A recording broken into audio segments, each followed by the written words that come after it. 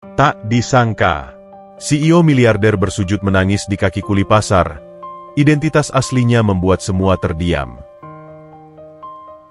Langit Jakarta sore itu tidak sedang bersahabat. Awan kelabu menggantung rendah, seolah perut langit sudah terlalu kenyang menahan beban air mata yang siap tumpah ruah ke bumi. Namun, bagi Elian Bratadikara, kelabu di luar sana tidak sebanding dengan kelabu yang mendekam di dalam pembuluh darahnya. Di lantai 45 penthouse Bratadikara Tower, hening adalah suara yang paling bising. Elian duduk terpaku di atas kursi kulit seharga mobil mewah, namun tubuhnya terpasung selang-selang bening yang menjulur seperti tentakel gurita transparan. Mesin dialisis di sampingnya berdengung halus, humming monoton yang terdengar seperti mantra kematian yang dinyanyikan perlahan-lahan. ZZZZT, klik. ZZZZT, klik. Suara itu mendikte detak jantungnya. Darah merah pekat mengalir keluar dari lengan kirinya, masuk ke dalam tabung filter, diputar, dibersihkan dari racun yang gagal disaring oleh ginjalnya yang sekarat, lalu dipaksa masuk kembali ke tubuhnya. Dingin. Setiap tetes darah yang kembali terasa seperti jarum es yang menusuk masuk ke dalam vena, menyebar ke bahu, lalu membekukan dada. Elian memejamkan mata, mencoba mengusir rasa mual yang tiba-tiba mendesak naik ke kerongkongan. Bau antiseptik dan aroma samar logam memenuhi rongga hidungnya, menenggelamkan aroma parfum ruangan lavender yang mahal. Ia benci bau ini. Bau rumah sakit. Bau kelemahan. Bau yang mengingatkannya bahwa ia hanyalah barang rusak yang dibungkus sutra. Wajahnya pucat, sepucat pualam yang tak pernah disentuh matahari. Tulang pipinya menonjol tajam, membentuk bayangan cekung yang membuatnya terlihat jauh lebih tua dari usia 27 tahun. Di hadapannya, dinding kaca raksasa menampilkan panorama kota Jakarta yang mulai menyalakan lampu-lampu kotanya. Ribuan titik cahaya di bawah sana tampak seperti kunang-kunang yang menari. Indah bagi mereka yang bisa turun ke sana. Tapi bagi Elian, itu hanyalah lukisan di dinding penjara. Tuan muda, tekanan darah Anda sedikit rendah. Jangan banyak bergerak. Suara perawat pribadi itu terdengar sopan, namun datar. Tanpa emosi, seperti mesin yang melayani mesin lain. Elian tidak menjawab. Ia hanya membuka mata perlahan, menatap pantulan dirinya di kaca jendela. Bayangan itu menatap balik dengan tatapan kosong. Apa gunanya semua ini? Batinnya berteriak, namun bibirnya terkatup rapat. Ia memiliki segalanya yang didambakan manusia fana di bawah sana. Rekening tanpa seri, kekuasaan untuk memecat ribuan orang dengan satu jentikan jari, dan tempat tinggal di atas awan. Namun, ia tidak bisa membeli satu hal yang dimiliki oleh tikus got sekalipun, kebebasan untuk bernapas tanpa rasa sakit. Ia adalah pangeran boneka. Tubuhnya adalah properti milik orang tuanya, aset perusahaan yang harus dijaga agar harga saham tidak anjlok. Tubuh sialan, rutuknya dalam hati. Rasa iri itu merambat naik, lebih menyakitkan daripada jarum di lengannya. Ia membayangkan bagaimana rasanya berlari. Bukan lari di atas treadmill dengan pengawasan dokter jantung, tapi berlari menerjang hujan, merasakan lumpur mengotori sepatu, merasakan paru-paru mekar penuh oksigen kotor jalanan. Ia ingin merasakan hidup yang kasar, yang melukai kulit, bukan hidup steril yang membunuh jiwa. Di sudut ruangan, sebuah guci dinasti Ming berdiri angkuh. Harganya mungkin bisa memberi makan satu desa selama setahun. Elian menatap guci itu dengan tatapan nanar. Benda itu sama sepertinya. Mahal, rapuh, dingin, dan hanya ada untuk dipajang. Jika pecah, ia tidak lebih dari sampah beling yang melukai kaki orang. Sementara itu, 50 meter di bawah permukaan kemewahan Elian, di mana gravitasi terasa lebih berat dan udara berbau amis, dunia lain sedang berputar dengan poros yang berbeda. Pasar induk Ramat Jati sedang berada di puncak kekacauan sore hari. Hujan mulai turun, bukan rintik malu-malu, melainkan serbuan air yang langsung menghantam aspal retak dan tanah becek. Bau tanah basah bercampur dengan aroma sayuran busuk, keringat ribuan manusia, dan asap knalpot truk diesel menciptakan simfoni aroma yang menyesakan bagi orang biasa, tapi adalah aroma rumah bagi Nino. Awas, minggir, minggir. Karung beras mau lewat.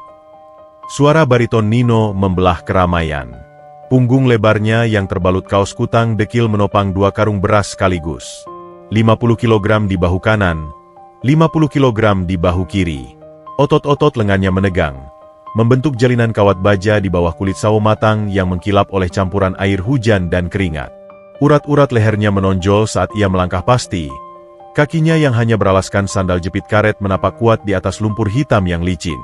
Nino tidak berjalan, ia menari. Menari dengan beban 100 kilogram di tubuhnya. Ia meliuk menghindari genangan air comberan, melompat kecil melewati tumpukan sampah kulit durian, dan mendarat dengan mantap di bak truk yang terbuka. Bruk! 2 karung itu mendarat sempurna. Debu beras mengepul tipis, langsung disapu hujan. Nino menyeka wajahnya yang basah dengan punggung tangan. Napasnya memburu. Uap hangat keluar dari mulutnya setiap kali ia menghembuskan napas, namun tidak ada rintihan sakit. Yang ada hanya seringai lebar yang memamerkan deretan gigi putih yang kontras dengan wajahnya yang cemong debu. Gila lu, no. Itu pinggang apa dongkrak hidrolik? Sekali angkat 2 karung. Seru Mang Ujang, sopir truk yang sedang berteduh di bawah terpal, sambil menyulut rokok kretek. Nino tertawa lepas. Suaranya renyah, mengatasi gemuruh hujan. Lumayan, Mang. Hitung-hitung olahraga gratis. Kalau orang kaya bayar jutaan buat angkat besi di ruang AC, kita MAH dibayar buat angkat beras. Menang banyak, kan? Ia menepuk dadanya yang bidang. Jantungnya berdetak kuat, ritmis, dan bertenaga. Duk-duk, duk-duk. Setiap detakan memompa darah segar yang kaya oksigen ke seluruh tubuhnya, memberinya energi yang seolah tak ada habisnya. Nino tidak tahu betapa mahalnya detak jantung yang sehat itu. Baginya, sehat adalah hal biasa, serealistis matahari terbit di timur. Hujan semakin deras, mengubah pasar menjadi sungai kecil berwarna coklat. Nino melompat turun dari truk. Air kotor memercik hingga ke lutut celana jeansnya yang sudah robek di sana-sini. Ia tidak peduli. Ia justru menengadahkan wajahnya ke langit, membiarkan air hujan membasuh keringat asin dan debu jalanan dari wajahnya. Dingin air hujan itu terasa menyegarkan, sebuah shower alam yang mewah bagi kuli panggul sepertinya. Ia meraba saku celananya. Ada 3 lembar uang 20 ribuan yang lecek dan basah. Upah hari ini. Lebih dari cukup. Emak pasti seneng nih, bisa beli telur balado. Gumamnya pelan, senyum tulus merekah di bibirnya yang agak kebiruan karena dingin. Nino berjalan menyusuri rel kereta api, jalan pintas menuju gubuknya. Di kiri kanannya, rumah-rumah kardus dan seng berjejer rapat seperti gigi-gigi tua yang keropos. Ini adalah kerajaannya. Wilayah kumuh di pinggiran rel di mana kereta api komuter lain lewat setiap 10 menit, menggetarkan tanah dan memekakan telinga. Tapi bagi Nino, getaran itu adalah Nina Bobo. Ia sampai di depan gubuknya yang miring. Dindingnya terbuat dari spanduk bekas kampanye caleg yang sudah pudar warnanya. Atapnya dari seng karatan yang ditindih ban bekas agar tidak terbang ditiup angin. Dari dalam, tercium aroma nasi hangat dan ikan asin goreng. Aroma surga. Assalamualaikum. Pangeran datang membawa upeti. Teriak Nino jenaka sambil menendang pintu triplek yang macet karena lembab. Di dalam, di atas tikar pandan yang sudah bolong, seorang wanita tua kurus dengan rambut memutih menoleh. Matanya rabun, tapi senyumnya mengenali suara itu lebih dulu dari telinganya. Itu Emak, pemulung tua yang memungut Nino 27 tahun lalu dari bak sampah pasar, tepat di sebelah tumpukan kepala ikan busuk. Waalaikumsalam. Raja jalanan. Mandi dulu sana, bau apek lu ngalahin kambing kurban. Sahut Emak, suaranya serak namun hangat. Nino terkekeh, lalu menatap ibunya dengan tatapan yang melunak. Di mata dunia, mereka adalah sampah masyarakat. Tapi di gubuk reot 3x 4 meter ini, Nino merasa kaya raya. Ia punya tenaga untuk bekerja, ia punya ibu yang menunggunya pulang, dan ia punya nafsu makan yang besar. Malam itu, kontras nasib terlukis jelas di bawah langit Jakarta yang sama. Di penthouse, Elian menatap piring porselen berisi bubur hambar dan 3 butir pil suplemen. Ia makan tanpa rasa lapar, hanya mekanikal. Setiap suapan terasa seperti menelan pasir. Kesepian merayap di dinding-dinding kamarnya yang luas, mencekiknya perlahan. Tidak ada suara tawa, tidak ada aroma ikan asin. Hanya dengung mesin dan dinginnya AC yang menusuk tulang. Ia memiliki segalanya, tapi ia merasa tidak memiliki apa-apa. Di gubuk pinggir rel, Nino duduk bersila di lantai tanah, menyantap nasi gunung dengan lauk ikan asin dan sambal terasi.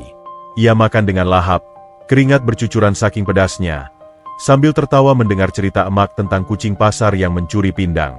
Suara tawa mereka beradu dengan suara guntur dan deru kereta api yang lewat. Getaran kereta membuat piring seng mereka berdenting, tapi itu justru menambah kemeriahan makan malam mereka. Ia tidak memiliki apa-apa, tapi ia merasa memiliki segalanya. Takdir, sang penulis skenario yang kejam, sedang tersenyum sinis di atas sana. Ia melihat dua titik manusia ini, satu di puncak Menara Gading, satu di dasar lumpur, dan perlahan-lahan mulai menarik benang merah yang akan membenturkan hidup mereka dengan cara yang paling brutal. Elian meletakkan sendoknya, tiba-tiba merasa muak. Ia menatap tangannya yang kurus. "Kenapa aku harus hidup kalau hanya untuk menderita?" bisik hatinya, sebuah pertanyaan yang menggantung di udara vakum kamar mewahnya. Sementara Nino, setelah sendawa kekenyangan, menepuk perutnya yang rata dan berotot. "Alhamdulillah. Besok kita hajar lagi dunia, Mak." Hujan di luar semakin deras, menyamarkan batas antara gedung pencakar langit dan gubuk kardus. Namun takdir baru saja dimulai. Dan takdir tidak peduli siapa yang kaya atau siapa yang miskin. Ia hanya peduli siapa yang sanggup bertahan saat badai yang sesungguhnya datang menerjang. Nasib memiliki selera humor yang buruk. Pagi itu, pasar induk bukan lagi rumah bagi Nino. Penertiban lahan oleh pemerintah kota datang seperti badai tanpa mendung. Lapak-lapak digusur, preman-preman pasar kocar-kacir, dan kuli panggul harian seperti Nino kehilangan sandaran hidup dalam sekejap mata. Tidak ada pesangon, tidak ada surat rekomendasi, hanya debur runtuhan yang menempel di kulit dan kebingungan yang mencekik leher. Nino berdiri di depan gerbang kaca otomatis Bratadikara Tower. Ia merasa kerdil. Gedung itu menjulang angkuh, menusuk langit Jakarta, seolah menantang matahari dengan dinding-dinding kacanya yang memantulkan cahaya menyilaukan. Di saku celananya, hanya tersisa uang receh, cukup untuk ongkos pulang, tapi tidak cukup untuk beli obat batuk emak yang semakin parah. Ia butuh uang, cepat, dan lowongan, cleaning service, walk interview, yang ditempel di tiang listrik samping tong sampah tadi pagi adalah satu-satunya tali yang bisa ia panjat keluar dari jurang kemiskinan. Nino melangkah masuk. Hawa dingin dari pendingin ruangan sentral langsung menampar wajahnya, membekukan keringat di pelipisnya. Dingin yang asing. Bukan dingin pagi yang segar, tapi dingin artifisial yang berbau uang dan bahan kimia pembersih lantai. Lantai lobi terbuat dari marmer Italia putih bersih. Begitu mengkilap hingga Nino bisa melihat pantulan wajahnya sendiri di sana. Kumal, berminyak, dan ketakutan. Sepatu kets bututnya, yang solnya sudah direkatkan dengan lem aibon, mengeluarkan bunyi cicit yang memalukan setiap kali bergesekan dengan lantai mahal itu. Orang-orang berlalu lalang dengan setelan jas rapi, wangi parfum mahal, dan tatapan lurus ke depan. Tak ada yang menoleh padanya. Di mata mereka, Nino adalah hantu, transparan, tak berharga. Kau yang melamar jadi OB. Seorang pengawas bertubuh gempal dengan nametag, Herman, menatap Nino dari ujung rambut sampai ujung kaki dengan tatapan merendahkan. Hidungnya berkerut, seolah mencium bau sampah yang menempel di pori-pori Nino. "Iya, Pak. Saya kuat, Pak. Saya biasa angkat beras 100 kilo. Kalau cuma ngepel satu gedung, saya sanggup sendirian," jawab Nino cepat. Suaranya sedikit bergetar karena gugup, tapi matanya menyala penuh harap. Herman mendengus. Separuh tertawa, separuh mengejek. "Di sini kita tidak butuh otot kuli pasar. Kita butuh kebersihan." Tapi ya sudahlah. OB lama baru saja dipecat karena berani menatap mata tuan muda Elian. Kau gantikan dia. Ingat, tugasmu bersihkan lantai 45. Lantai VVIP. Jangan bicara, jangan bernapas terlalu keras, dan demi Tuhan, jangan sentuh apapun selain gagang pel. Nino mengangguk semangat, meski perutnya berteriak protes. Ia belum makan sejak kemarin sore. Uang terakhirnya ia belikan bubur untuk Mak tadi pagi. Rasa lapar itu kini bukan lagi sekadar keinginan makan, tapi sebuah rasa sakit purba yang menggerogoti dinding lambungnya. Asam lambung naik ke kerongkongan, membuat kepalanya terasa ringan dan pandangannya sedikit berkunang-kunang. Tapi ia mengabaikannya. Rasa lapar adalah teman lama baginya. Lift melesat naik ke lantai 45. Telinga Nino berdengung karena perubahan tekanan udara.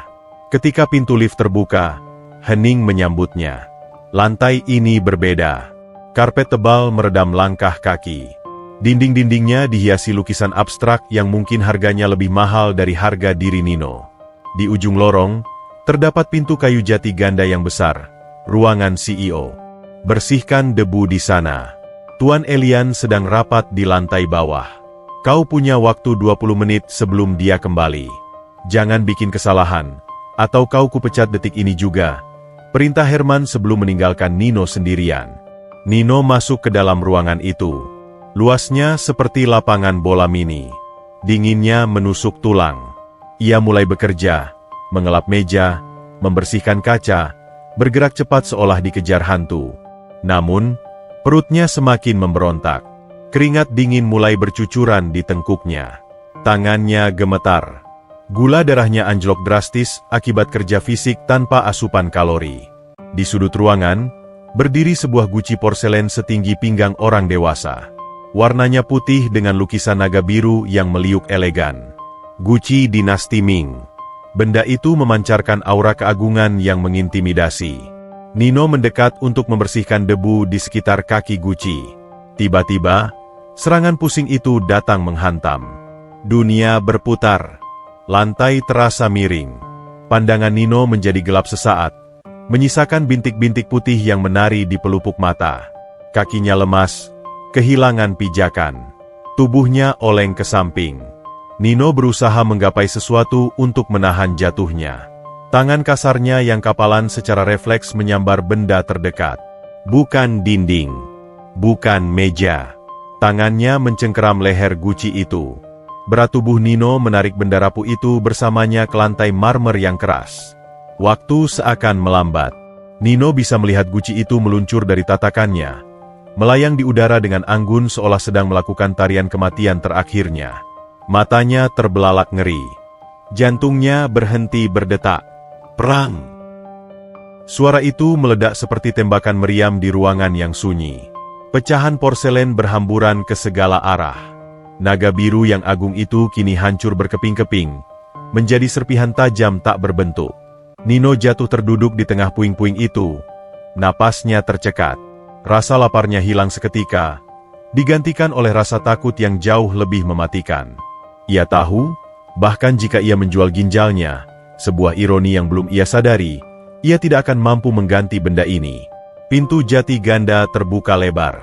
Elian Bratadikara berdiri di ambang pintu, didorong di atas kursi roda elektriknya yang canggih.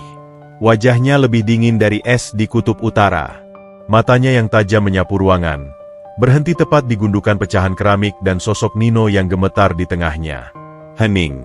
Keheningan yang mencekik. Asisten Elian di belakangnya menahan napas. Wajahnya pucat pasi seolah dialah yang baru saja menjatuhkan bom atom. Elian menjalankan kursi rodanya mendekat. Suara motor elektrik kursi rodanya, nyiing, terdengar seperti suara gergaji mesin di telinga Nino. Nino menunduk, tidak berani menatap mata sang pangeran. Ia bersujud, dahinya menyentuh lantai dingin, tepat di sebelah pecahan guci yang tajam. Maafkan saya, Tuan. Saya tidak sengaja. Saya pusing, saya. Suara Nino tercekat. Air mata ketakutan menggenang di pelupuk matanya. Bukan takut dipukul, tapi takut membayangkan wajah emak saat tahu anaknya masuk penjara. Elian berhenti tepat di depan Nino.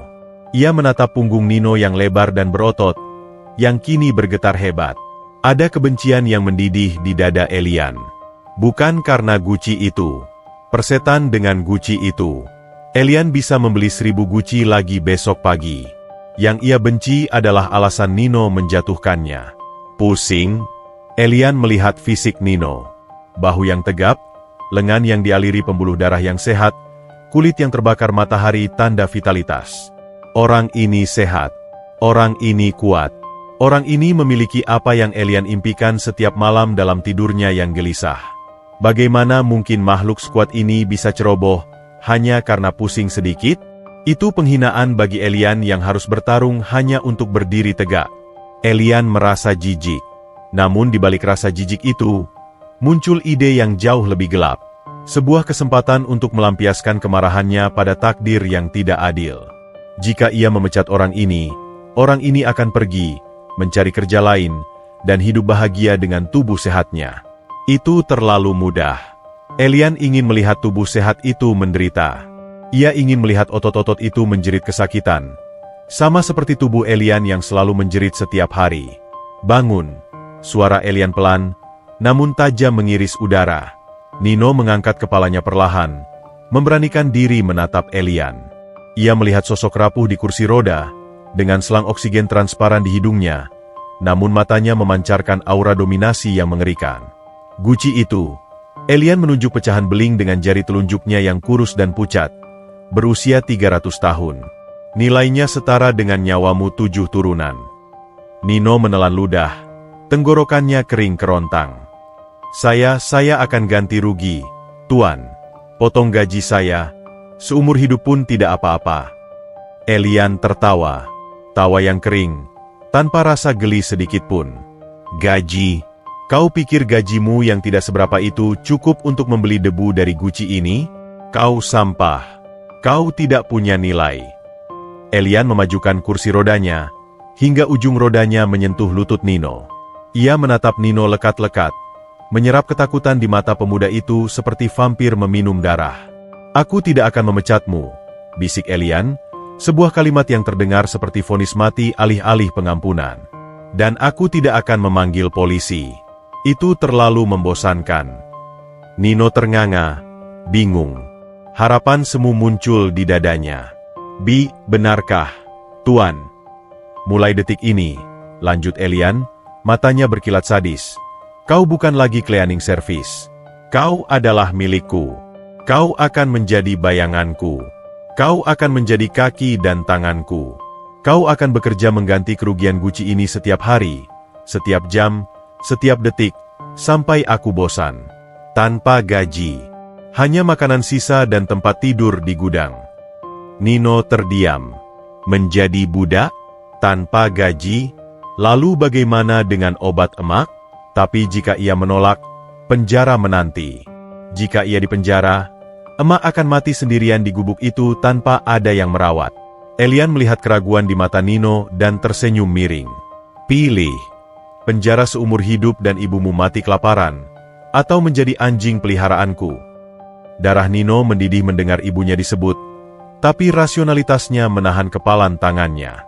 Ia tidak punya pilihan. Ia terjebak dalam jaring laba-laba emas ini. Dengan napas berat, Nino menundukkan kepalanya lagi. Harga dirinya hancur berkeping-keping, persis seperti Guci di hadapannya. Saya terima, Tuan. Elian bersandar puas di kursi rodanya. Ia merasa menang. Ia baru saja membeli mainan baru. Mainan yang tidak bisa rusak. Mainan yang bisa ia banting sesuka hati untuk melupakan fakta bahwa dialah yang sebenarnya rusak. Bagus, kata Elian dingin. Sekarang, bersihkan sampah ini dengan tangan kosongmu. Jangan sampai ada satu butir debu pun yang tersisa. Kalau tanganmu berdarah, anggap itu sebagai tanda tangan kontrak kita.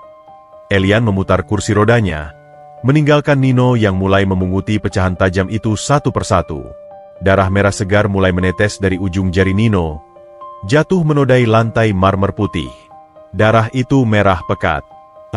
Dari pantulan kaca jendela, Elian melihat tetesan darah itu dan merasakan tusukan iri yang amat sangat. Bahkan darah sampahnya pun lebih indah dari darahku.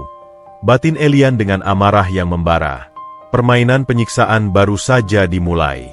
Waktu di Bratadikara Tower tidak diukur dengan jam dinding, melainkan dengan detak jantung Nino yang dipaksa berpacu melebihi batas wajar. 3 hari telah berlalu sejak insiden Guci itu, dan dalam 3 hari itu, Nino telah belajar bahwa neraka tidak selalu berupa api yang menyala-nyala.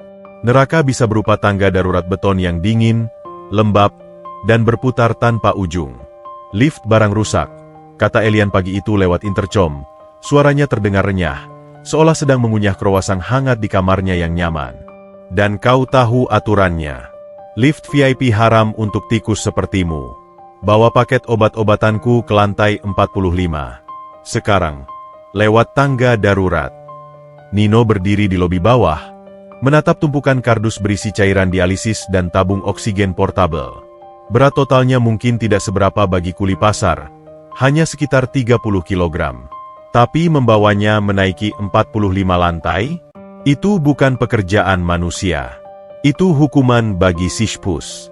Nino menghela napas panjang, mengencangkan ikatan tali rafia pada kardus-kardus itu, lalu mengangkatnya ke bahu. Ia tidak membantah. Membantah berarti polisi. Polisi berarti emak sendirian. Rumus sederhana itu adalah bahan bakar yang menggerakkan kakinya melangkah menuju pintu darurat. Lantai 1. Langkah Nino masih ringan. Otot betisnya yang terlatih di pasar becek masih bisa menoleransi tanjakan beton ini. Ia bahkan bersenandung kecil, lagu dangdut yang biasa diputar di radio warung kopi, mencoba menghibur dirinya sendiri. Lantai 10. Senandung itu hilang. Digantikan oleh deru napas yang mulai teratur dan berat. Keringat mulai merembes, membasahi seragam office boy yang kekecilan di tubuhnya yang bidang. Udara di tangga darurat terasa pengap, minim oksigen, seolah gedung ini sengaja mencekik siapa saja yang berani memanjat ususnya. Lantai 20. Rasa sakit mulai menyapa. Bukan sapaan ramah, tapi gigitan. Asam laktat menumpuk di paha Nino, menciptakan sensasi terbakar yang menjalar dari lutut hingga pinggang. Beban di bahunya terasa 2 kali lipat lebih berat. Kardus itu menekan tulang selangkanya, meninggalkan jejak memar biru yang perih. Di penthouse, Elian duduk di depan layar monitor raksasa yang menampilkan rekaman CCTV tangga darurat. Ia sedang sarapan, semangkuk bubur walet hambar, sambil menonton pertunjukan itu dengan mata berbinar. Di layar hitam putih itu, ia melihat Nino berhenti sejenak di bordes lantai 25. Tubuh pemuda itu basah kuyup, dadanya naik turun dengan ritme cepat. Elian menekan tombol zoom.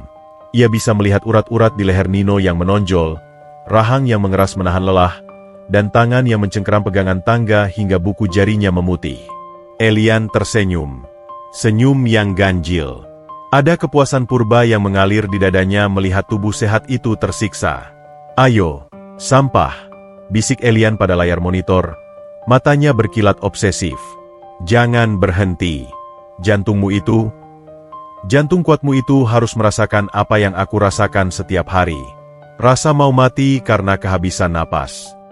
Elian membenci sekaligus memuja tubuh itu. Ia iri pada kemampuan paru-paru Nino yang bisa mengembang sempurna, pada jantung yang bisa memompa darah kental tanpa bantuan mesin. Dengan menyiksa Nino, Elian merasa seolah sedang menghukum Tuhan yang tidak adil. "Jika aku tidak bisa sehat, maka kau juga tidak boleh menikmati kesehatanmu." Lantai 35. Pandangan Nino mulai kabur. Kakinya terasa seperti timah.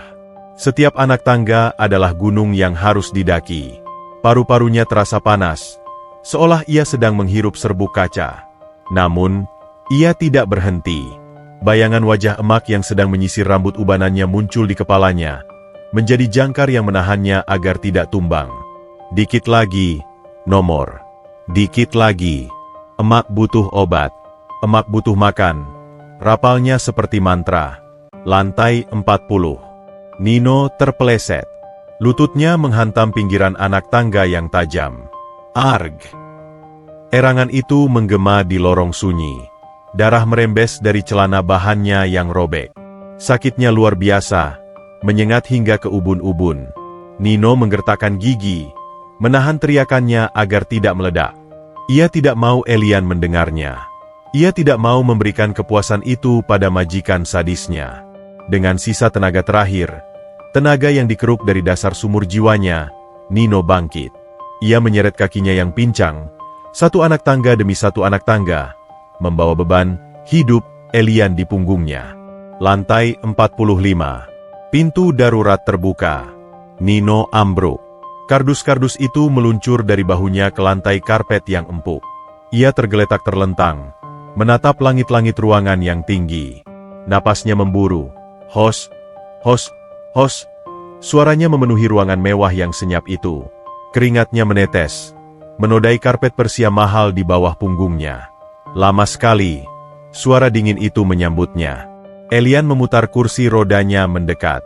Ia menatap Nino yang terkapar seperti ikan yang baru ditarik dari air. Elian tidak melihat manusia yang kelelahan.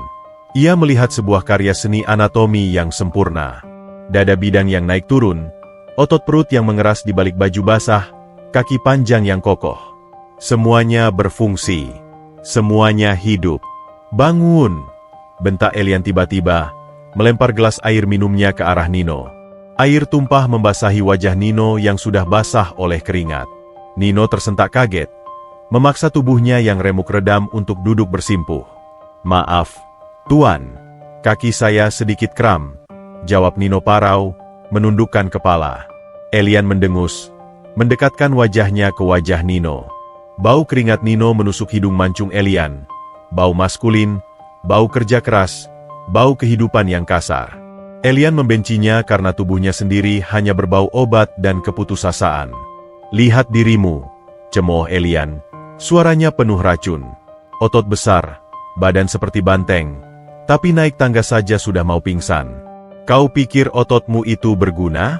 Di hadapan uangku, ototmu hanya daging murahan yang bisa kubeli per kilo." Elian menunjuk ke arah jendela besar yang menampilkan pemandangan kota. "Berdiri di sana. Jangan duduk sampai aku bilang boleh. Kau jadi patung hiasan kamarku hari ini.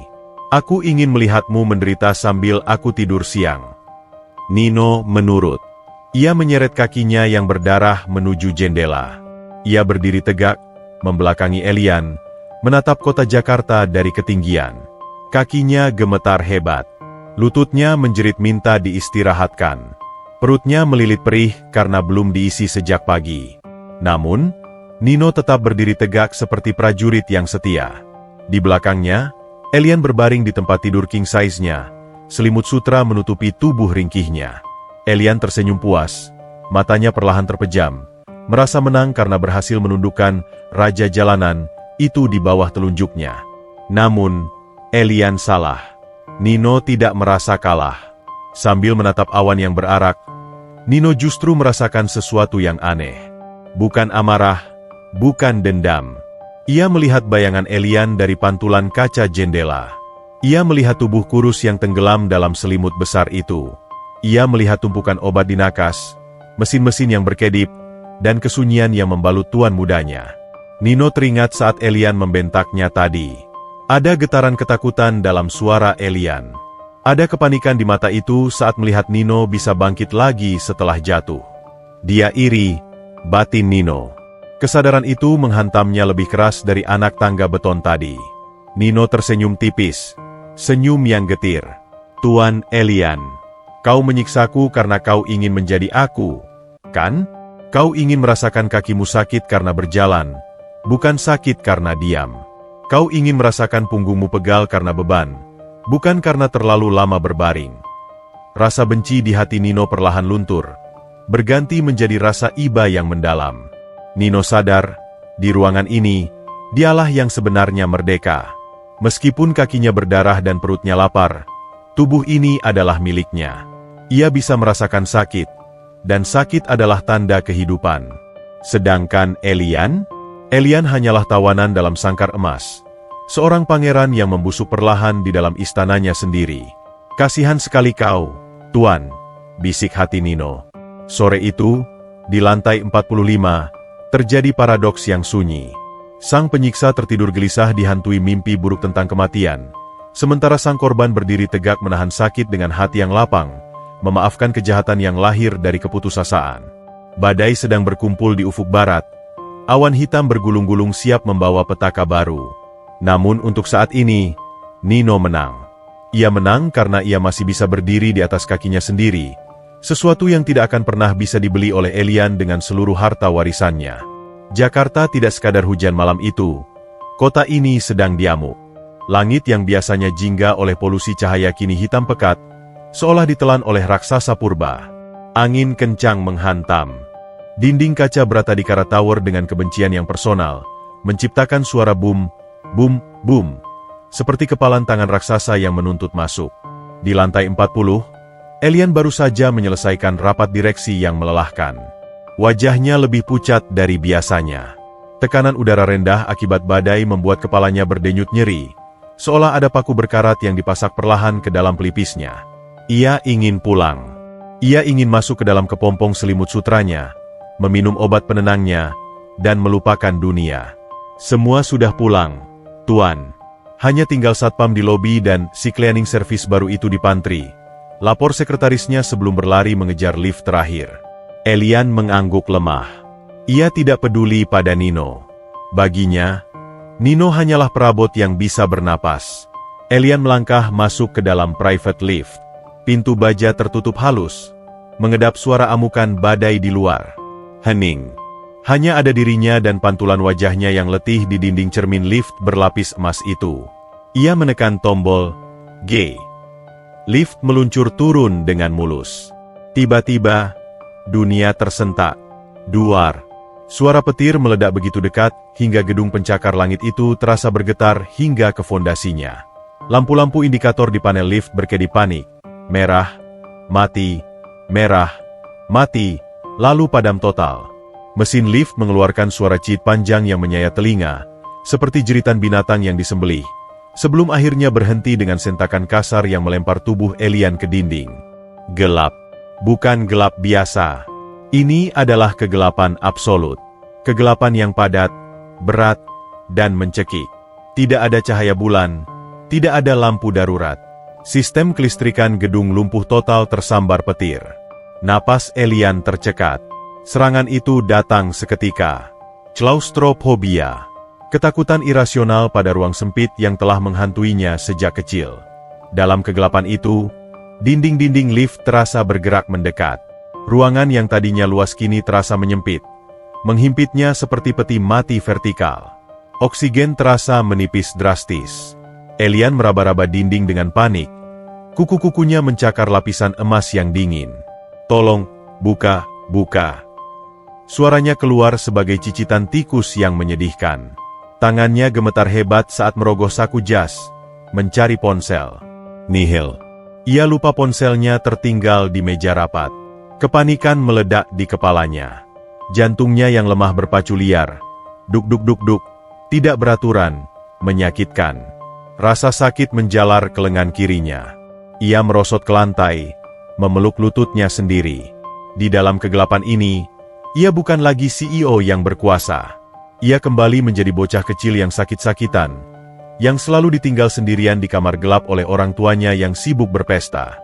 Jangan tinggalkan aku sendiri, Mama. Gelap. Rintihnya. Air mata mulai mengalir, hangat di pipinya yang dingin. Ia sendirian. Terkubur hidup-hidup di dalam kotak besi yang menggantung di ketinggian entah berapa ratus meter. Ia akan mati di sini. Mati karena ketakutan. Dan tidak ada yang akan tahu sampai besok pagi saat mayatnya sudah kaku. Sementara itu, di tangga darurat lantai 38, Nino sedang mengepel lantai sambil bersiul. Saat listrik mati total, Nino tidak panik. Ia terbiasa dengan gelap. Di gubuknya, mati lampu adalah kejadian mingguan. Ia justru tenang. Matanya yang terbiasa dengan minim cahaya segera beradaptasi. Namun, telinganya yang tajam menangkap sesuatu. Di antara gemuruh guntur, ada suara lain. Suara hantaman benda tumpul pada logam. Suara teriakan yang teredam. Tolong! Suara itu datang dari arah shaft lift VIP. Insting Nino mengambil alih. Ia melempar kain pelnya dan berlari. Bukan lari pelan, tapi lari menerjang kegelapan. Ia melompati tumpukan kardus, menabrak pintu darurat hingga terbuka lebar. Ia sampai di depan pintu lift lantai 38. Suara gedoran dari dalam terdengar lemah, namun putus asa. "Tuan? Tuan Elian?" teriak Nino, menempelkan telinganya ke pintu baja dingin itu. "Tolong!" sesak, "mati." Suara Elian terdengar seperti orang yang sedang tenggelam. Nino tahu ia tidak bisa menunggu teknisi. Teknisi mungkin terjebak macet atau banjir. Dalam kondisi panik akut, orang lemah seperti Elian bisa terkena serangan jantung fatal dalam hitungan menit. Nino meraba celah di antara dua pintu lift. Sempit sekali. Terkunci secara mekanis. Tapi Nino ingat kata Mang Ujang, sopir truk pasar, pintu lift itu cuma besi, nomor. Kalau mesinnya mati, kuncinya cuma pengait. Kalau lu punya tenaga badak, lu bisa paksa. Nino memasukkan jari-jari tangannya yang kapalan ke celah sempit itu. Ia menanamkan kakinya kuat-kuat ke lantai karpet, memasang kuda-kuda. Ia menarik napas panjang, mengisi paru-parunya dengan udara pengap koridor. Bismillah. Otot-otot punggung Nino mengembang, merobek jahitan seragam di bagian bahunya. Urat-urat di leher dan lengannya menonjol keluar seperti akar pohon beringin. Ia menarik, menggunakan seluruh tenaga yang biasa ia pakai untuk mengangkat kulkas, lemari, dan karung beras. Krek! Logam beradu logam. Pintu itu bergeser, tapi melawan. Beratnya bukan main. Pegas hidrolik yang mati menahan usahanya. Argeg! Nino meraung. Rasa panas menjalar di otot bisepnya. Rasanya seperti serat dagingnya mau putus. Tapi ia membayangkan wajah Elian yang sombong itu kini sedang menangis ketakutan. Anehnya, bayangan itu justru memberinya tenaga ekstra. Ia tidak mau si sombong itu mati. Belum saatnya. Krek! Pintu terbuka paksa selebar setengah meter. Cukup untuk satu orang. Nino melongok ke dalam. Kabin lift terhenti tidak pas di lantai, melainkan menggantung setengah meter di bawah bibir lantai. Gelap gulita di dalam sana. Nino menyalakan korek api gas murah dari sakunya. Nyala api kecil menerangi kabin. Di sudut lift, Elian meringkuk seperti janin. Wajahnya basah oleh air mata dan keringat dingin. Matanya terbelalak kosong. Pupilnya membesar karena teror. Ia terlihat sangat kecil. Sangat rapuh. Bukan pangeran, hanya onggokan daging yang ketakutan. "Tuan," panggil Nino lembut. Suaranya kontras dengan raungan kasarnya tadi. Elian mendongak. Di matanya yang buram, ia melihat cahaya api kecil dan siluet tubuh besar yang menghalangi kegelapan. Itu bukan Nino si cleaning service.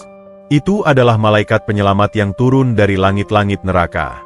Nino melompat turun ke dalam kabin. Lantai kabin bergoyang sedikit karena berat badannya. Elian memekik kaget, mundur semakin ke sudut. "Tenang, Tuan. Ini saya, Nino. Kita keluar, ya." Elian tidak bisa menjawab. Bibirnya membiru. Tangannya menggapai-gapai udara, mencari pegangan. Tanpa banyak bicara, Nino mematikan korek apinya, demi menghemat oksigen, dan menyelipkan tangannya ke bawah tubuh Elian. Ia mengangkat tubuh CEO itu dengan mudah, seolah Elian hanyalah boneka kapas. Nino memanjat keluar dari celah pintu lift yang terbuka, menggendong Elian di punggungnya. Saat mereka berhasil keluar ke koridor lantai 38 yang sedikit lebih lega, Elian tidak mau melepaskan pegangannya. Ia memeluk leher Nino erat-erat, membenamkan wajahnya ke punggung lebar yang berbau keringat itu. Aneh. Seharusnya Elian jijik. Seharusnya ia muntah mencium bau keringat rakyat jelata. Tapi saat ini, bau itu adalah bau kehidupan. Di tengah badai dan kegelapan yang mematikan, punggung Nino adalah satu-satunya hal yang nyata dan hangat. Nino mulai menuruni tangga darurat. 38 lantai ke bawah. Dalam gelap, menggendong pria dewasa. Langkah Nino mantap. Et.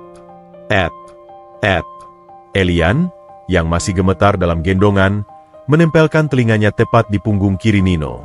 Di sana, di balik kulit dan otot yang keras itu, Elian mendengar sesuatu. Duk-duk, duk-duk, duk-duk. Suara jantung Nino. Kuat, teratur, tenang.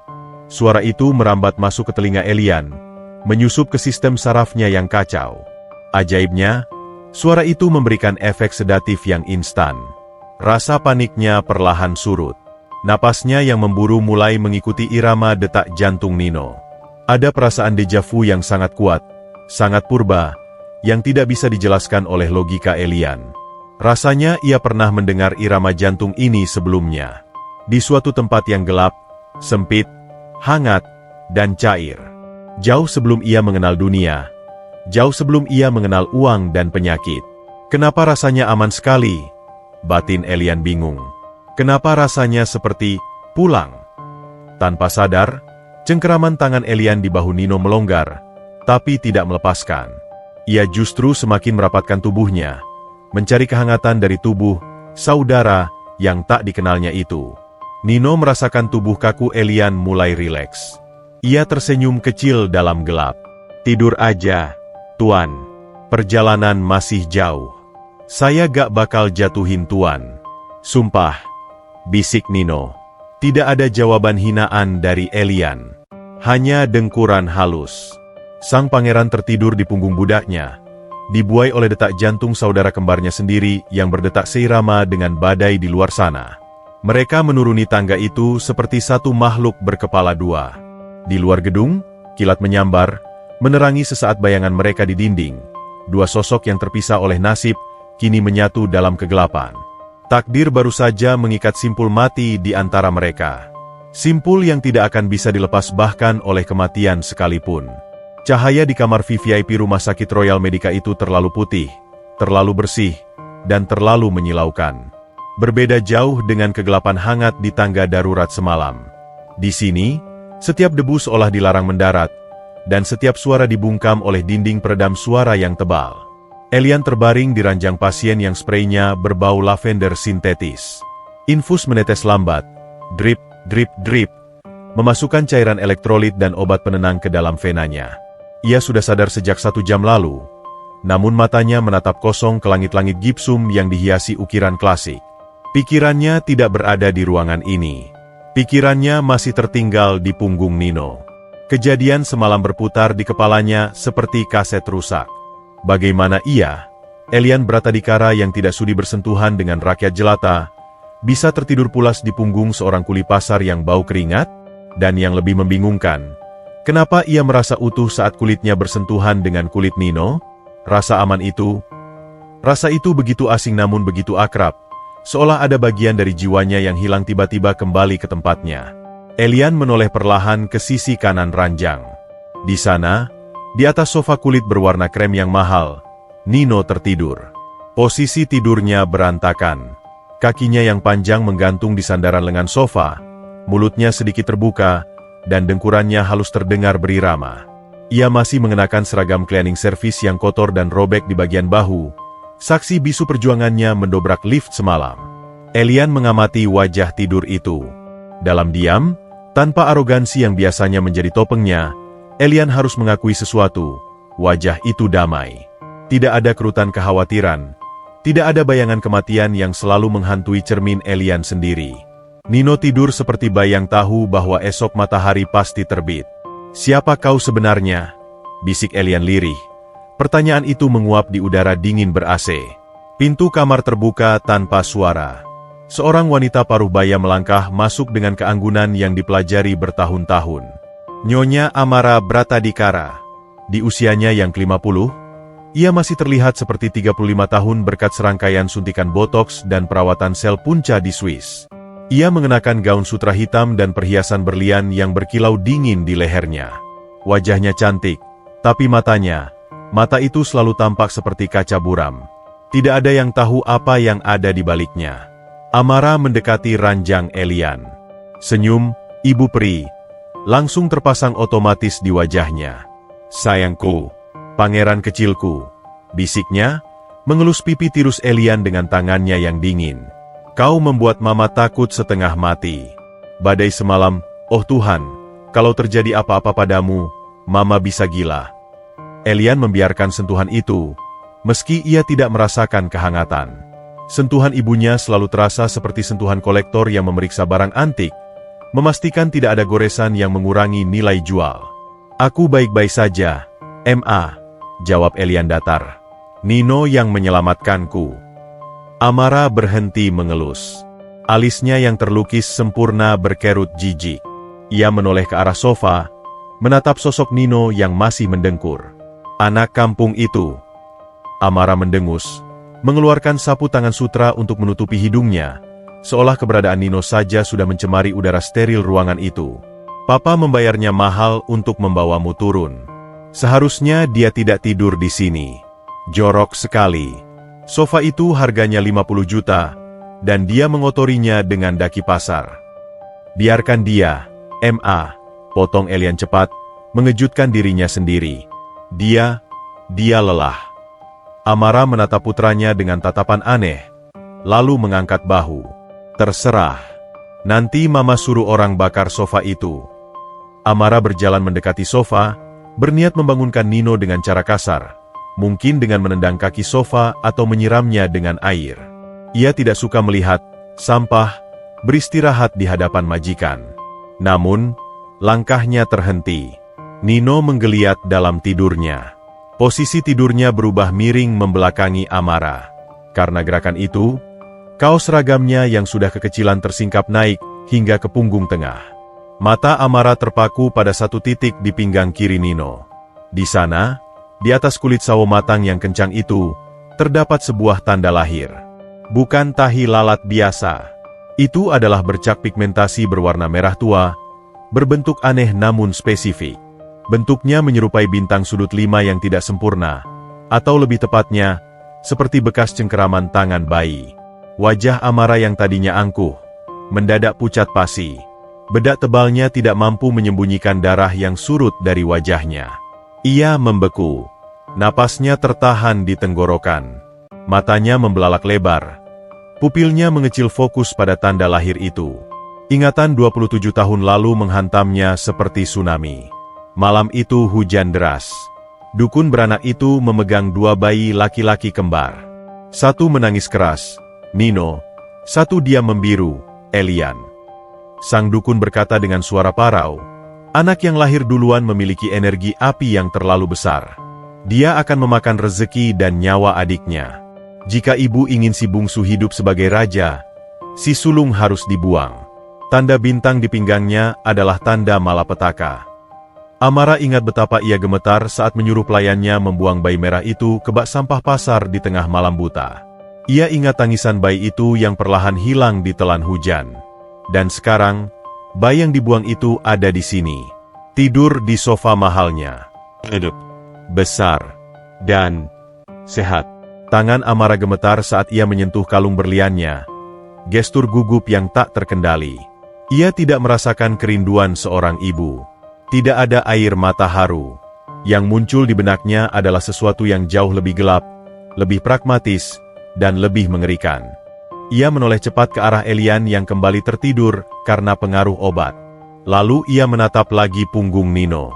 Ia melihat dada Nino yang naik turun dengan kuat. Ginjal yang bekerja sempurna. Jantung yang berdetak tanpa cacat. Hati yang bersih dari racun obat. Senyum perlahan merayap di bibir merah Amara. Bukan senyum ibu, tapi senyum predator yang baru saja menemukan bangkai segar di tengah kelaparan. Ia mengambil ponselnya dengan tangan gemetar karena ekscitemen. Ia menekan nomor suaminya, Tuan Bratadikara. Halo, Mas? Bisik Amara. Suaranya bergetar menahan euforia. Ada apa? Elian kritis lagi. Suara berat suaminya terdengar cemas di seberang sana. Bukan soal itu. Mas ingat ramalan dukun itu? Mas ingat sampah yang kita buang 27 tahun lalu? Hening sejenak di ujung telepon. Apa maksudmu? Jangan bahas masa lalu. Dia ada di sini, Mas. Desis Amara. Matanya berkilat gila menatap punggung Nino. Anak pelayan itu, si Nino. Dia punya tanda bintang di pinggang kiri. Sama persis. Dia kakak Elian. Apa? Kau yakin? Usir dia. Bunuh dia.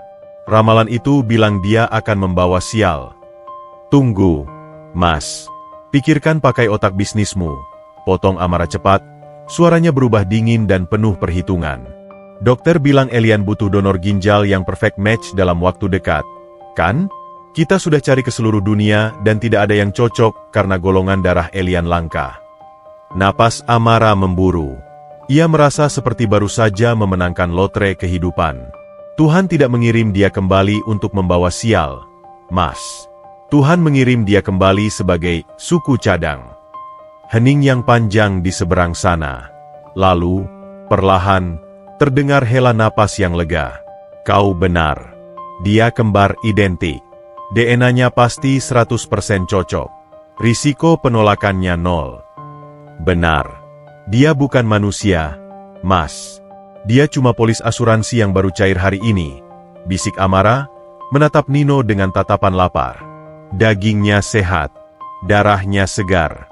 Kita bisa ambil ginjalnya, atau hatinya, atau apapun yang Elian butuhkan nanti. Buat dia nyaman, perintah suaminya dengan nada otoriter yang kejam. Jangan sampai dia curiga. Beri dia makan enak. Rawat dia. Gemukan sapi kita sebelum hari penyembelihan. Serahkan padaku, jawab Amara, lalu memutus sambungan telepon. Amara menyimpan ponselnya ke dalam tas Hermesnya. Ia merapikan rambutnya, menarik napas dalam-dalam, lalu mengubah ekspresi wajahnya kembali menjadi topeng keibuan yang lembut. Ia berjalan mendekati Nino, lalu dengan hati-hati menarik selimut kasmir dari sandaran sofa dan menyelimuti tubuh pemuda itu. Nino menggumam dalam tidurnya, merasa hangat, lalu tersenyum. Ia bermimpi emak sedang menyelimutinya dengan kain sarung. Ia tidak tahu bahwa yang menyelimutinya adalah wanita yang melahirkannya. Wanita yang sama yang kini sedang merencanakan bagaimana cara membedah perutnya. Amara berdiri tegak, menatap kedua putranya bergantian. Satu di ranjang emas, sakit-sakitan. Satu di sofa, sehat walafiat. Terima kasih sudah menjaga organ-organ tubuh adikmu dengan baik. Nak, gumam Amara pelan, nyaris tak terdengar. Sekarang, saatnya kau memberikannya pada pemilik yang sesungguhnya. Di luar jendela, badai sudah berlalu, menyisakan langit pagi yang cerah namun dingin. Burung-burung gereja berkicau riang, tidak menyadari bahwa di dalam kamar VVIP lantai 45, sebuah skenario kanibalisme modern baru saja disahkan. Elian membuka matanya sedikit, melihat ibunya menyelimuti Nino. Mama baik sekali. Batin Elian, lalu kembali terlelap. Elian tidak tahu bahwa kebaikan itu adalah pisau yang diasah. Pisau yang akan memotong ikatan persaudaraan mereka, tepat di nadi yang paling vital. Malam itu, Menshan Bratadikara tidak tampak seperti rumah, melainkan seperti panggung opera yang sedang mempersiapkan babak klimaks. Lampu kristal gantung, chandelier, di ruang makan utama dinyalakan dengan kekuatan penuh, membiaskan cahaya keemasan ke setiap sudut, menciptakan ilusi kehangatan yang sebenarnya tidak pernah ada di sana. Nino berdiri kaku di depan cermin setinggi langit-langit di kamar tamu. Ia menatap pantulan dirinya dan nyaris tidak mengenali sosok yang balas menatapnya. Hilang sudah kaos kutang dekil dan celana jeans robek berbau pasar. Tubuhnya kini dibalut setelan jas bespoke warna navy, jas lama Elian yang, kebetulan, muat sempurna di bahu bidang Nino, meski agak sesak di bagian lengan karena otot bisep Nino yang jauh lebih besar. Rambutnya yang biasanya acak-acakan kini disisir rapi dengan pomade beraroma sandalwood. Ganteng bener lu, nomor. Kayak artis sinetron azab yang tobat jadi orang kaya. Gumamnya pada diri sendiri, mencoba tertawa. Namun, tawanya terdengar sumbang. Ada perasaan ganjil yang merayap di tengkuknya. Baju ini terasa seperti kulit pinjaman. Halus, mahal, tapi membuatnya sesak napas. Ia merasa seperti penipu yang menyusup ke istana raja. Tapi, bayangan wajah emak yang tadi sore menerima rantang berisi beef Wellington dan buah-buahan impor dari supir Tuan Bratadikara membuatnya bertahan. Nikmati aja, nomor. Kapan lagi kuli panggul makan semeja sama konglomerat? Hitung-hitung perbaikan gizi sebelum balik jadi gembel. Hiburnya dalam hati. Di ruang makan, meja panjang dari kayu mahoni hitam sudah ditata dengan presisi militer. Peralatan makan perak berkilau tajam di bawah cahaya lampu. Tampak lebih mirip alat bedah daripada alat makan. Tuan dan Nyonya Bratadikara duduk di ujung meja. Tuan Bratadikara, dengan cerutu yang mengepul di tangan kanannya, menatap kedatangan Nino dengan tatapan seorang peternak yang sedang menaksir harga sapi limosin di pameran ternak. Duduk. Nino, jangan sungkan. Suara Tuan Bratadikara berat dan berwibawa, namun matanya tidak tersenyum. Matanya menyelidik. Nino duduk dengan canggung. Kursi itu terlalu empuk, seolah ingin menelannya. Di seberang meja, Elian duduk di kursi rodanya. Wajahnya masam. Ia menatap Nino dengan kebencian yang terang-terangan. Bagi Elian, pemandangan ini adalah mimpi buruk. Melihat budaknya mengenakan pakaiannya, duduk di mejanya, dan tersenyum pada orang tuanya, membuat perutnya mual. Dia mencuri hidupku, batin Elian. Setelah merebut napas, sekarang dia mau merebut tempatku di meja makan. Pelayan mulai menyajikan hidangan pembuka. Sup krim jamur trufle dengan aroma tanah yang kuat. Makanlah, nak.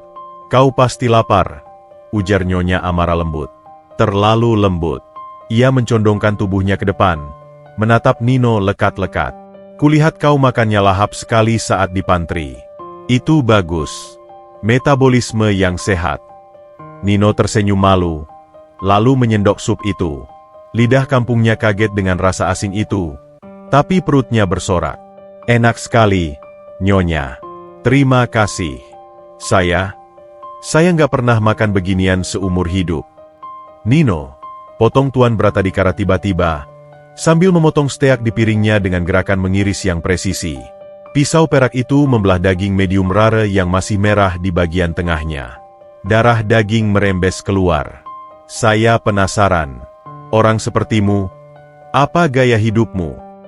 Nino berhenti mengunyah. Ia meletakkan sendoknya pelan-pelan.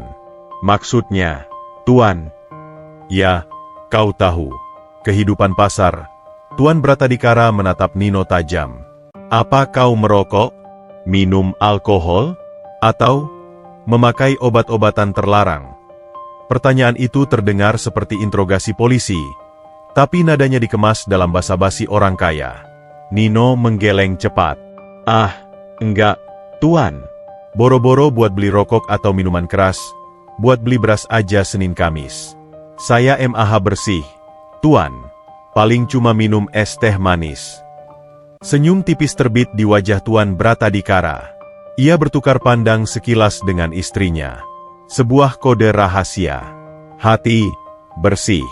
Paru-paru, bersih. Bagus, kata Amara, matanya berbinar. Sangat bagus. Jarang sekali ada pemuda zaman sekarang yang organ dalamnya sebersih itu. Kau harus menjaganya, Nino. Itu aset yang sangat berharga. Aset. Nino mengerutkan kening, bingung dengan pemilihan kata itu. Maksud ibuku, Elian tiba-tiba bersuara, nadanya tajam dan sinis, memecah keakraban palsu itu. Tubuh sehatmu itu aset buat kerjamu. Kalau kau sakit, siapa yang mau angkat-angkat barang? Dasar bodoh.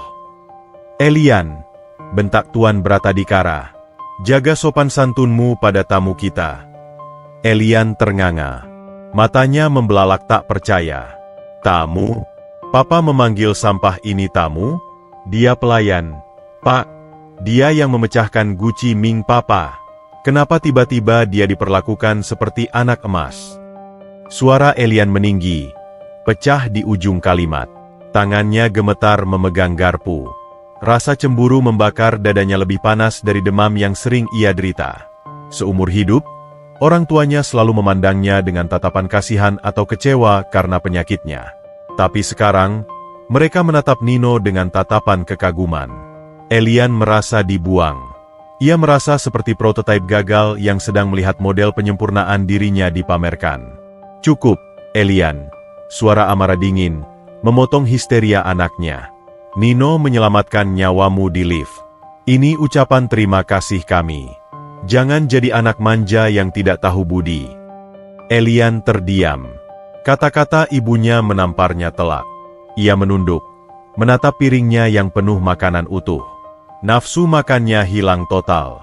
Di bawah meja, tangannya mengepal hingga kuku menancap ke telapak tangan. Mereka lebih suka dia, pikir Elian gelap. Karena dia sehat. Karena dia sempurna. Mereka mau menukar aku. Suasana makan malam kembali hening. Hanya terdengar denting pisau dan garpu beradu dengan piring porselen. Tuan Bratadikara kembali menatap Nino. Nino, mulai besok kau tidak perlu jadi cleaning service. Kau tinggal di sini. Di pavilion belakang. Tugasmu hanya satu. Makan makanan bergizi, tidur 8 jam sehari, dan berolahraga ringan di gym pribadi kami. Nino tersedak potongan daging wagyu. Ia batuk-batuk, meraih gelas air kristal dan menenggaknya rakus. Maksud Tuan? Saya dipecat jadi OB. Dinaikkan pangkatnya, koreksi Amara sambil tersenyum manis. Senyum yang tidak mencapai matanya. Kami ingin mengangkatmu jadi asisten pribadi kesehatan Elian. Kau harus sehat supaya bisa menjaga Elian setiap saat. Kami akan memberimu gaji 10 kali lipat dari UMR. Dan kami akan menanggung biaya pengobatan ibumu. Dunia Nino berhenti berputar sejenak. 10 kali lipat? Pengobatan emak ditanggung? Ini bukan durian runtuh. Ini surga yang jatuh ke pangkuannya. Nino merasa matanya memanas. Ia tidak melihat seringai licik di wajah Tuan Bratadikara. Ia tidak melihat tatapan lapar Nyonya Amara yang seolah sedang mengukur lingkar pinggangnya. Yang Nino lihat hanyalah jalan keluar dari kemiskinan. Tuan, Nyonya. Suara Nino bergetar, air mata haru menetes jatuh ke jas mahalnya. Saya nggak tahu harus bilang apa. Terima kasih. Demi Allah, saya akan abdikan nyawa saya buat keluarga ini. Saya akan jaga Tuan Elian kayak nyawa saya sendiri. Tuan Bratadikara terkekeh pelan. Suara tawanya berat dan gelap. Ya, Nino, kau memang akan memberikan nyawamu untuk keluarga ini. Pegang kata-katamu itu. Elian, yang mendengar itu, merasakan bulu kuduknya meremang. Ada nada ganjil dalam suara ayahnya. Sesuatu yang terdengar seperti ancaman, bukan pujian. Elian menatap ayahnya, lalu menatap Nino yang sedang menyeka air mata bahagia. Untuk pertama kalinya, Elian merasa takut. Bukan takut pada Nino, tapi takut untuk Nino. Elian tahu betapa kejamnya dunia bisnis ayahnya. Ayahnya tidak pernah memberi makan gratis. Jika ayahnya memberi makan sapi dengan rumput kualitas terbaik, itu artinya hari penyembelihan sudah dekat. Kenapa kalian melakukan ini? Bisik Elian pelan, nyaris tak terdengar.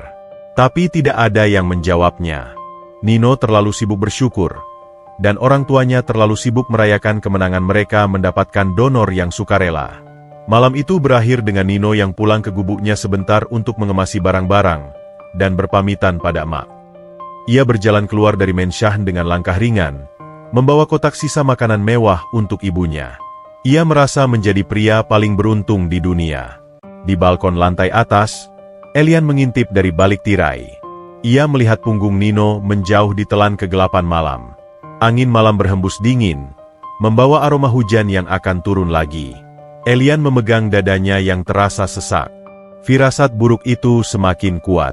Lari, bodoh, bisik Elian pada bayangan Nino yang menghilang. Lari selagi bisa. Mereka bukan malaikat penolong.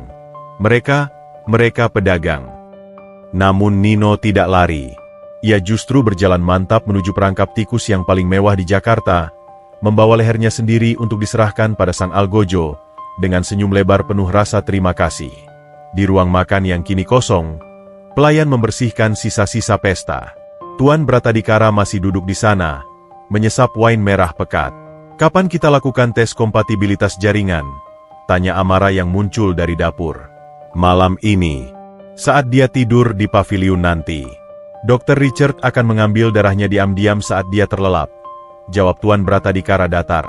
Kalau cocok, minggu depan kita operasi. Kondisi Elian makin buruk. Amara mengangguk, lalu mengambil pisau daging yang tadi dipakai Nino. Ia mengusap mata pisau yang tajam itu dengan jari telunjuknya yang lentik. Sayang sekali, gumam Amara. Dia anak yang manis. Kalau saja dia tidak lahir duluan, mungkin kita bisa menyayanginya sungguhan. Jangan sentimental, Amara. Tuan Bratadikara mematikan cerutunya di asbak, menekannya hingga bara apinya mati dan hancur menjadi abu hitam. Di dunia ini, ada yang terlahir sebagai pangeran, ada yang terlahir sebagai suku cadang. Itu takdir. Lampu kristal dipadamkan.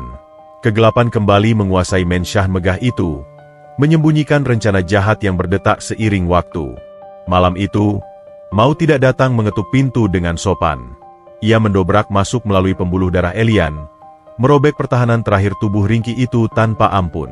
Semuanya bermula dari rasa dingin. Bukan dingin AC, melainkan dingin yang merambat dari sumsum tulang.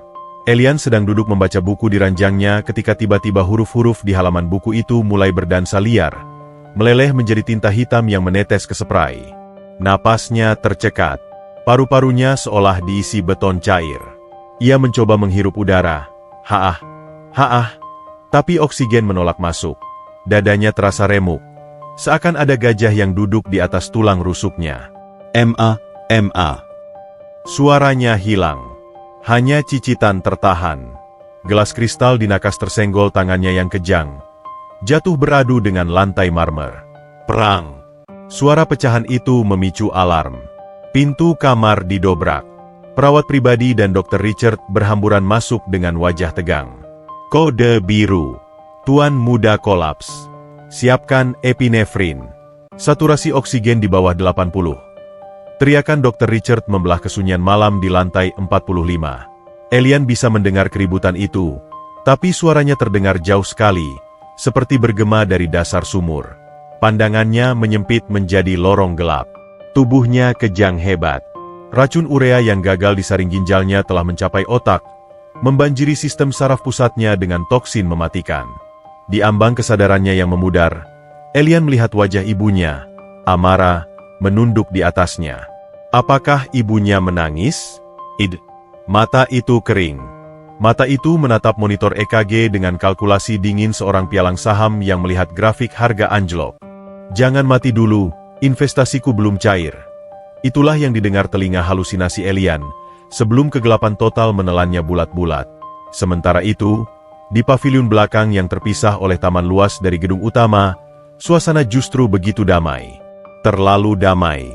Nino baru saja selesai mandi air hangat, kemewahan yang masih terasa ajaib baginya.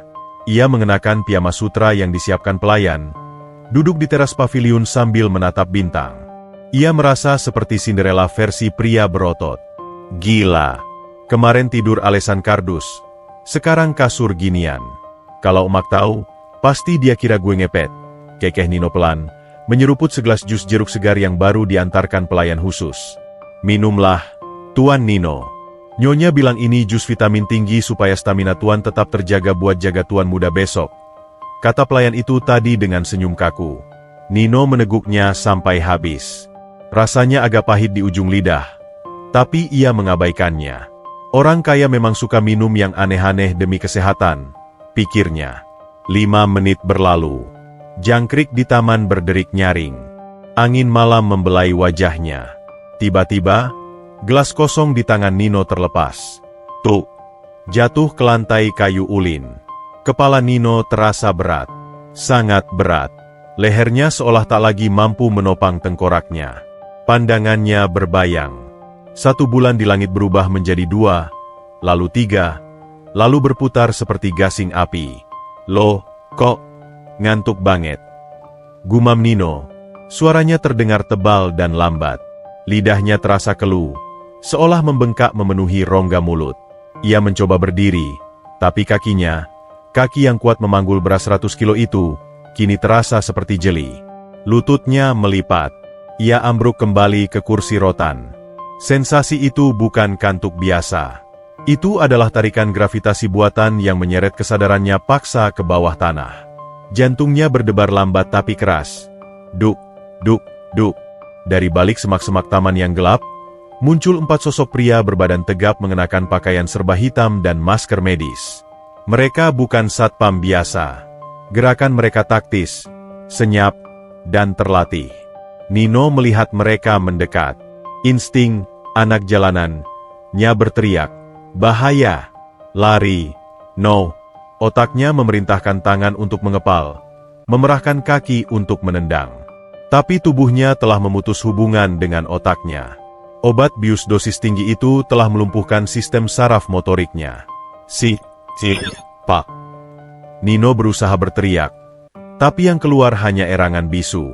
Salah satu pria itu mendekat, menyorotkan senter kecil ke mata Nino. Cahaya itu menyilaukan, menusuk retina. Target lumpuh. Bawa ke ruang bawah tanah. Jangan sampai ada lecet di area pinggang dan punggung. Tuan besar bisa murka kalau barangnya rusak. Perintah pria itu dingin. Barang? Kata itu menembus kabut di otak Nino. Mereka mengangkat tubuh besar Nino. Berat badannya yang mencapai 80 kg otot pada terasa ringan bagi 4 orang itu. Mereka membopongnya bukan seperti manusia, tapi seperti karung paket kargo yang siap dikirim. Saat diangkat, kepala Nino terkulai ke samping. Matanya yang sayu menangkap pemandangan jendela lantai 45 gedung utama yang menyala terang benderang. Lampu merah sirine ambulans terlihat berkedip di lobi depan, tapi tidak ada suara sirine. Nino ingin memberontak. Ia ingin mengamuk, mematahkan leher orang-orang ini seperti ia mematahkan kayu bakar. Tapi jarinya pun tak bisa digerakkan. Air mata frustrasi menetes dari sudut matanya, satu-satunya bagian tubuh yang masih bisa ia kendalikan. "Emak, tolong." Batinnya menjerit pilu. "Mereka jahat, Mak. Mereka bukan orang baik."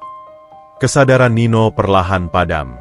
Hal terakhir yang ia ingat adalah aroma tanah basah saat mereka membawanya menuruni tangga rahasia di balik garasi, menuju kegelapan yang berbau antiseptik dan kematian. Kembali ke lantai 45. Suasana kamar VVIP itu kini seperti medan perang. Kabel-kabel berseliweran, monitor berbunyi bip-bip-bip cepat. Gagal ginjal akut stadium akhir. Racunnya sudah menyerang jantung. Dia tidak akan bertahan 24 jam tanpa organ baru, vonis Dr. Richard sambil melepas stetoskopnya. Wajahnya tegang. Tuan Bratadikara berdiri di sudut ruangan, membelakangi putranya yang sekarat. Ia menatap keluar jendela, ke arah paviliun yang kini gelap. Ponselnya bergetar. Sebuah pesan masuk. Paket sudah diamankan di basement. Dokter bedah siap. Tuan Bratadikara berbalik. Wajahnya datar, tanpa jejak kesedihan. "Siapkan ruang operasi di basement sekarang," perintahnya pada Dr. Richard. "Tapi Tuan, prosedur legalitas, kita butuh persetujuan donor, tes psikologi, dan persetan dengan legalitas," bentak Tuan Bratadikara. Suaranya menggelegar, membuat perawat-perawat menunduk ketakutan. "Aku yang membuat hukum di gedung ini. Anak itu, Nino, dia sudah setuju secara implisit saat dia menerima uangku. Dia milikku." Tuan Bratadikara berjalan mendekati ranjang Elian. Ia menatap wajah putranya yang pucat kebiruan. "Tenanglah, Elian. Papa sudah siapkan obatnya. Obat yang paling manjur," bisiknya. Tangannya mengelus rambut Elian, tapi matanya menatap jam tangan Rolexnya. "Kau akan hidup. Bratadikara Group butuh pewaris. Dan pewaris butuh ginjal yang kuat." Amara mendekat, memegang tangan suaminya. "Apa kita harus memberitahu Elian?" "Tidak perlu. Dia akan bangun dengan ginjal baru dan mengira kita mendapatkannya dari donor anonim. Apa yang dia tidak tahu, tidak akan menyakitinya." Amara mengangguk, lalu tersenyum tipis. Kasihan Nino. Tapi, yah, setidaknya kematiannya berguna. Itu lebih baik daripada mati sebagai kuli panggul yang tidak dikenal, kan? Logika bengkok itu mereka ucapkan dengan santai, seolah sedang mendiskusikan menu makan malam, sementara di bawah tanah, pisau bedah sedang diasah untuk membelah daging darah daging mereka sendiri. Malam semakin larut. Elian tenggelam dalam koma, terombang-ambing antara hidup dan mati, tidak menyadari bahwa nyawanya sedang ditawar dengan darah saudara kembarnya.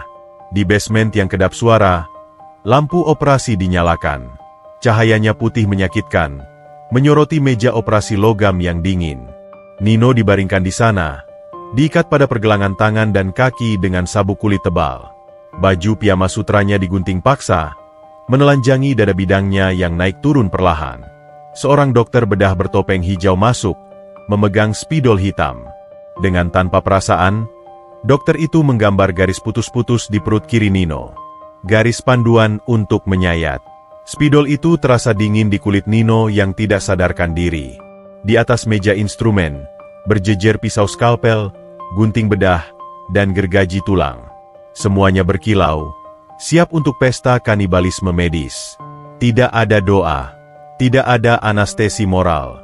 Hanya ada ambisi orang kaya yang percaya bahwa uang bisa membeli keabadian, bahkan jika harus mencurinya dari tubuh orang lain.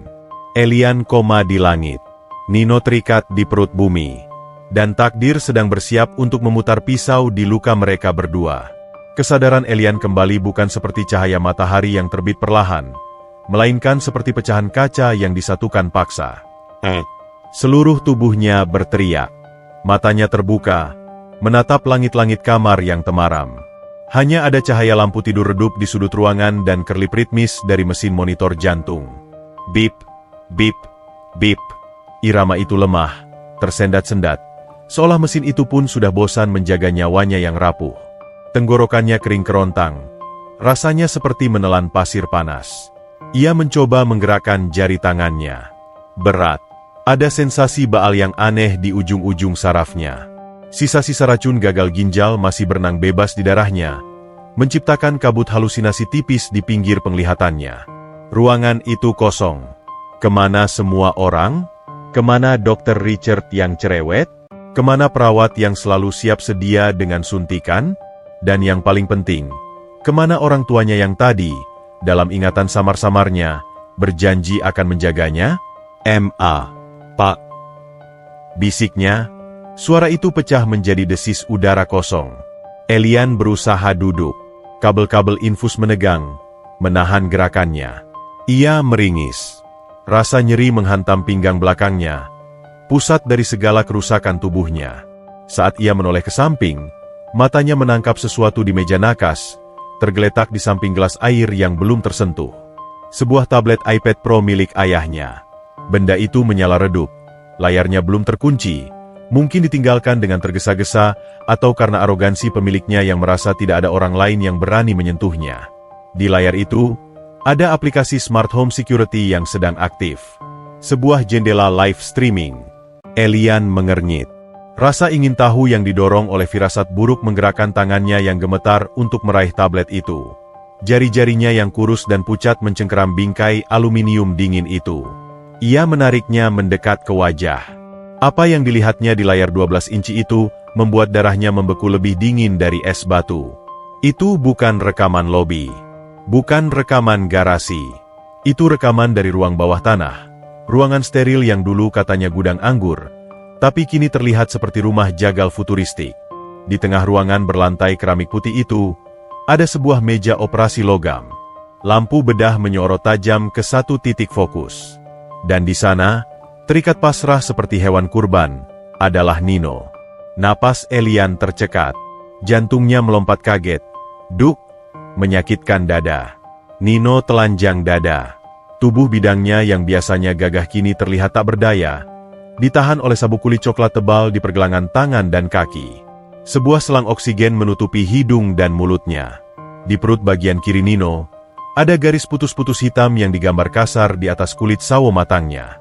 Apa yang kalian lakukan? Gumam Elian. Matanya melebar horor. Ia menaikkan volume tablet dengan jari gemetar. Suara desis statis terdengar. Lalu suara manusia yang jernih memecah keheningan kamar Elian. Skalpel nomor 10.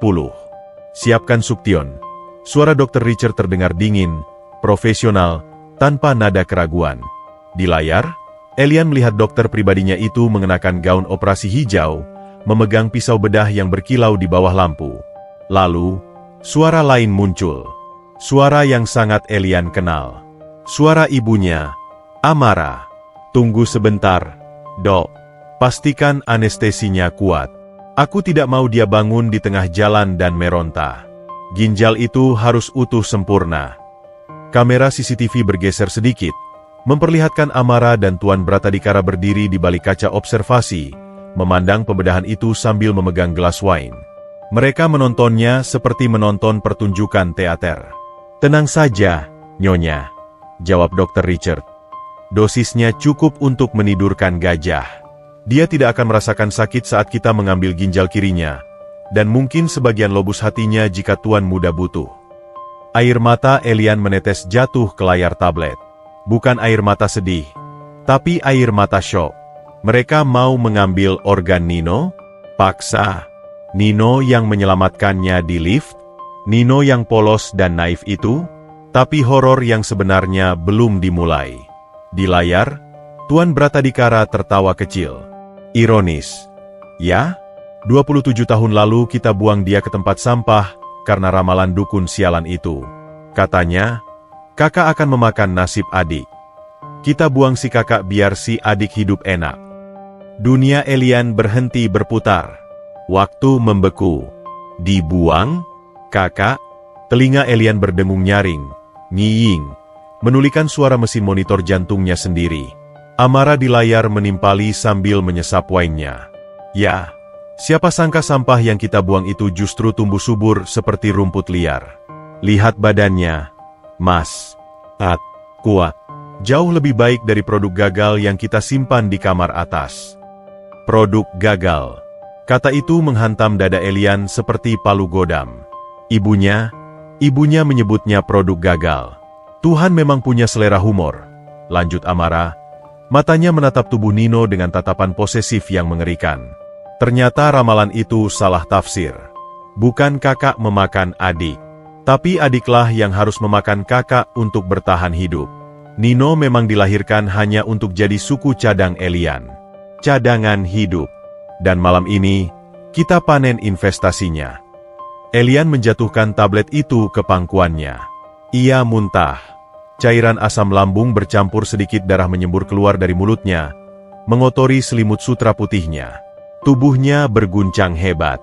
Kebenaran itu terlalu besar, terlalu jahat, dan terlalu menjijikan untuk diterima akal sehatnya.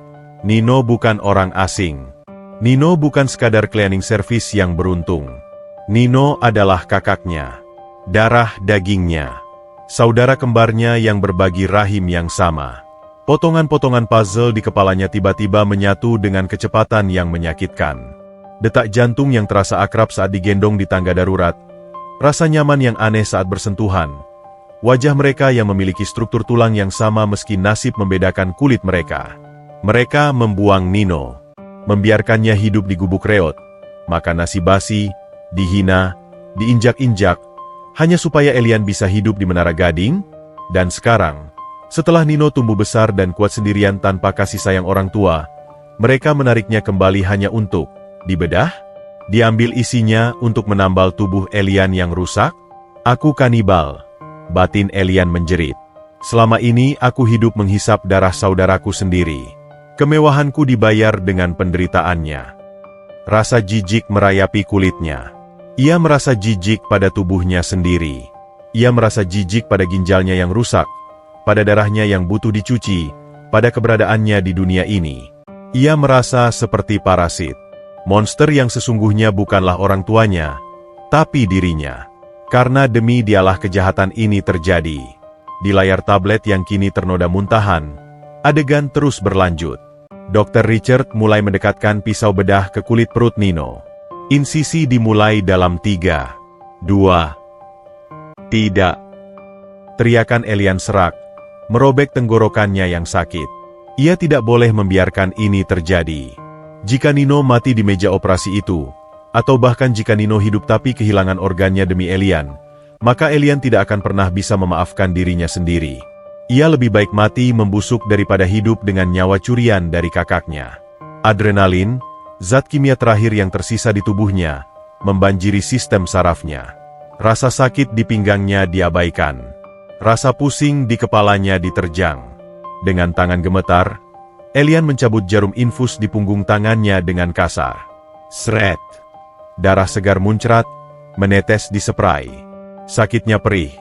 Tapi rasa sakit fisik ini membantunya tetap sadar. Ia menyibakkan selimut. Kakinya yang lemah, yang sudah berhari-hari tidak memijak lantai, gemetar hebat saat menyentuh marmer dingin. Ia mencoba berdiri. Lututnya goyah. Ia jatuh terduduk di lantai. Brok. Napasnya memburu. Keringat dingin membasahi piyamanya. Pandangannya berputar. Ayo, sampah. Bangun. Rutuknya pada diri sendiri, menggunakan kata-kata kasar yang dulu sering ia ucapkan pada Nino. Nino kuat menggendongmu 38 lantai. Masa kau jalan ke lift saja tidak becus? Bayangan Nino yang tersenyum tulus saat makan malam terlintas di benaknya. Saya akan jaga Tuan Elian kayak nyawa saya sendiri. Nino menepati janjinya. Dia memberikan nyawanya.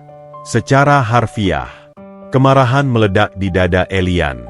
Kemarahan yang panas, membara, membakar habis rasa takut dan rasa sakitnya. Ia marah pada orang tuanya. Ia marah pada takdir. Ia marah pada keegoisan dunia ini. Elian mencengkeram tiang infus beroda. Ia menggunakannya sebagai tongkat penyangga. Dengan susah payah, ia menarik tubuhnya berdiri. Kakinya gemetar seperti jeli, tapi ia memaksanya tegak. Ia menyeret langkahnya. 1 langkah, 2 langkah, menuju pintu kamar. Di layar tablet yang tergeletak di lantai, pisau bedah Dr. Richard sudah menyentuh kulit Nino. Setitik darah merah muncul di perut sawo matang itu. Waktu Elian tidak banyak. Mungkin hanya hitungan menit sebelum pisau itu menembus otot dan mencapai organ vital. Elian membuka pintu kamarnya. Lorong lantai 45 sunyi. Ia harus turun ke basement. Ia harus menghentikan kegilaan ini. Bahkan jika ia harus merangkak, bahkan jika ia harus mati di tangga, ia tidak akan membiarkan pisau itu memotong ikatan persaudaraan yang baru saja ia temukan. "Tunggu aku, Kak," bisik Elian. Air mata mengalir di pipinya yang tirus. "Kali ini, giliran adik yang menyelamatkanmu." Ia melangkah keluar, meninggalkan kenyamanan kamarnya menuju medan perang, dengan darah yang menetes dari tangannya meninggalkan jejak merah di lantai putih. Sebuah jejak pemberontakan dari sang pangeran boneka yang akhirnya memotong tali kekangnya. Lift barang itu turun dengan kecepatan yang menyiksa. Ngiing. Suara mesin tua itu terdengar seperti gerinda yang menggesek tulang belakang Elian. Di dalam kotak besi itu, Elian bersandar pada dinding, napasnya tersengal-sengal. Keringat dingin membanjiri tubuhnya, membuat piyama sutranya lengket di kulit. Darah dari punggung tangannya, bekas infus yang dicabut paksa, terus menetes, tes, menciptakan pola abstrak berwarna merah terang di lantai baja yang kotor. Setiap tetes darah itu adalah waktu yang terbuang. Kepalanya berputar hebat. Racun dalam tubuhnya mulai mematikan saraf-saraf halusnya. Ujung jari kakinya sudah mati rasa. Pandangannya berkedip-kedip, seolah ada saklar lampu yang dimainkan di dalam otaknya. Namun, di tengah badai fisiologis itu, satu pikiran tetap menyala terang seperti mercusuar. Nino tidak boleh mati. Ing. Pintu lift terbuka. Udara basement menyambutnya. Dingin, lembab, dan berbau bahan kimia tajam. Campuran antara formalin, pemutih lantai, dan sesuatu yang amis seperti besi karatan. Ini bukan bau rumah. Ini bau kematian yang disembunyikan. Lorong itu panjang dan sepi, diterangi lampu neon putih yang berdengung. Di ujung lorong, terdapat pintu ganda berbahan stainless steel dengan lampu indikator merah di atasnya. Operating theater, do not enter. Elian menyeret kakinya. Langkahnya gontai, tersandung-sandung, mirip zombie yang menolak mati. Tiang infus yang ia jadikan tongkat beradu dengan lantai keramik. Tak, tak, suara irama perang yang menyedihkan. Di dalam sana, di balik pintu tebal itu, separuh jiwanya sedang akan disayat. Elian mengumpulkan sisa tenaga terakhirnya. Ia tidak memikirkan rasa sakit di ginjalnya yang bengkak. Ia membayangkan wajah Nino yang tertawa di tengah hujan. Ia membayangkan detak jantung Nino di punggungnya. Dengan teriakan tertahan, Elian menabrakkan bahunya ke pintu ganda itu. Braak. Pintu stainless itu terbanting terbuka, menghantam dinding dengan suara dentuman logam yang memekakkan telinga. Pemandangan di dalam ruangan itu membeku seketika. Waktu seolah berhenti. Di tengah ruangan yang steril dan putih menyilaukan, drama horor itu terpampang jelas. Nino terbaring tak berdaya di meja operasi. Dada bidangnya naik turun perlahan dalam bius total. Kain hijau menutupi sebagian tubuhnya, menyisakan area perut kiri yang terekspos. Dr. Richard berdiri kaku. Pisau bedah di tangannya menggantung hanya beberapa milimeter dari kulit Nino. Tuan Bratadikara dan Nyonya Amara, yang berdiri di dekat monitor vital, menoleh dengan wajah kaget. Gelas wine di tangan Amara terlepas, pecah berkeping-keping di lantai, menumpahkan cairan merah yang tampak seperti darah. "Elian?" seru Amara, suaranya melengking panik. "Apa yang kau lakukan di sini? Kau harusnya di tempat tidur."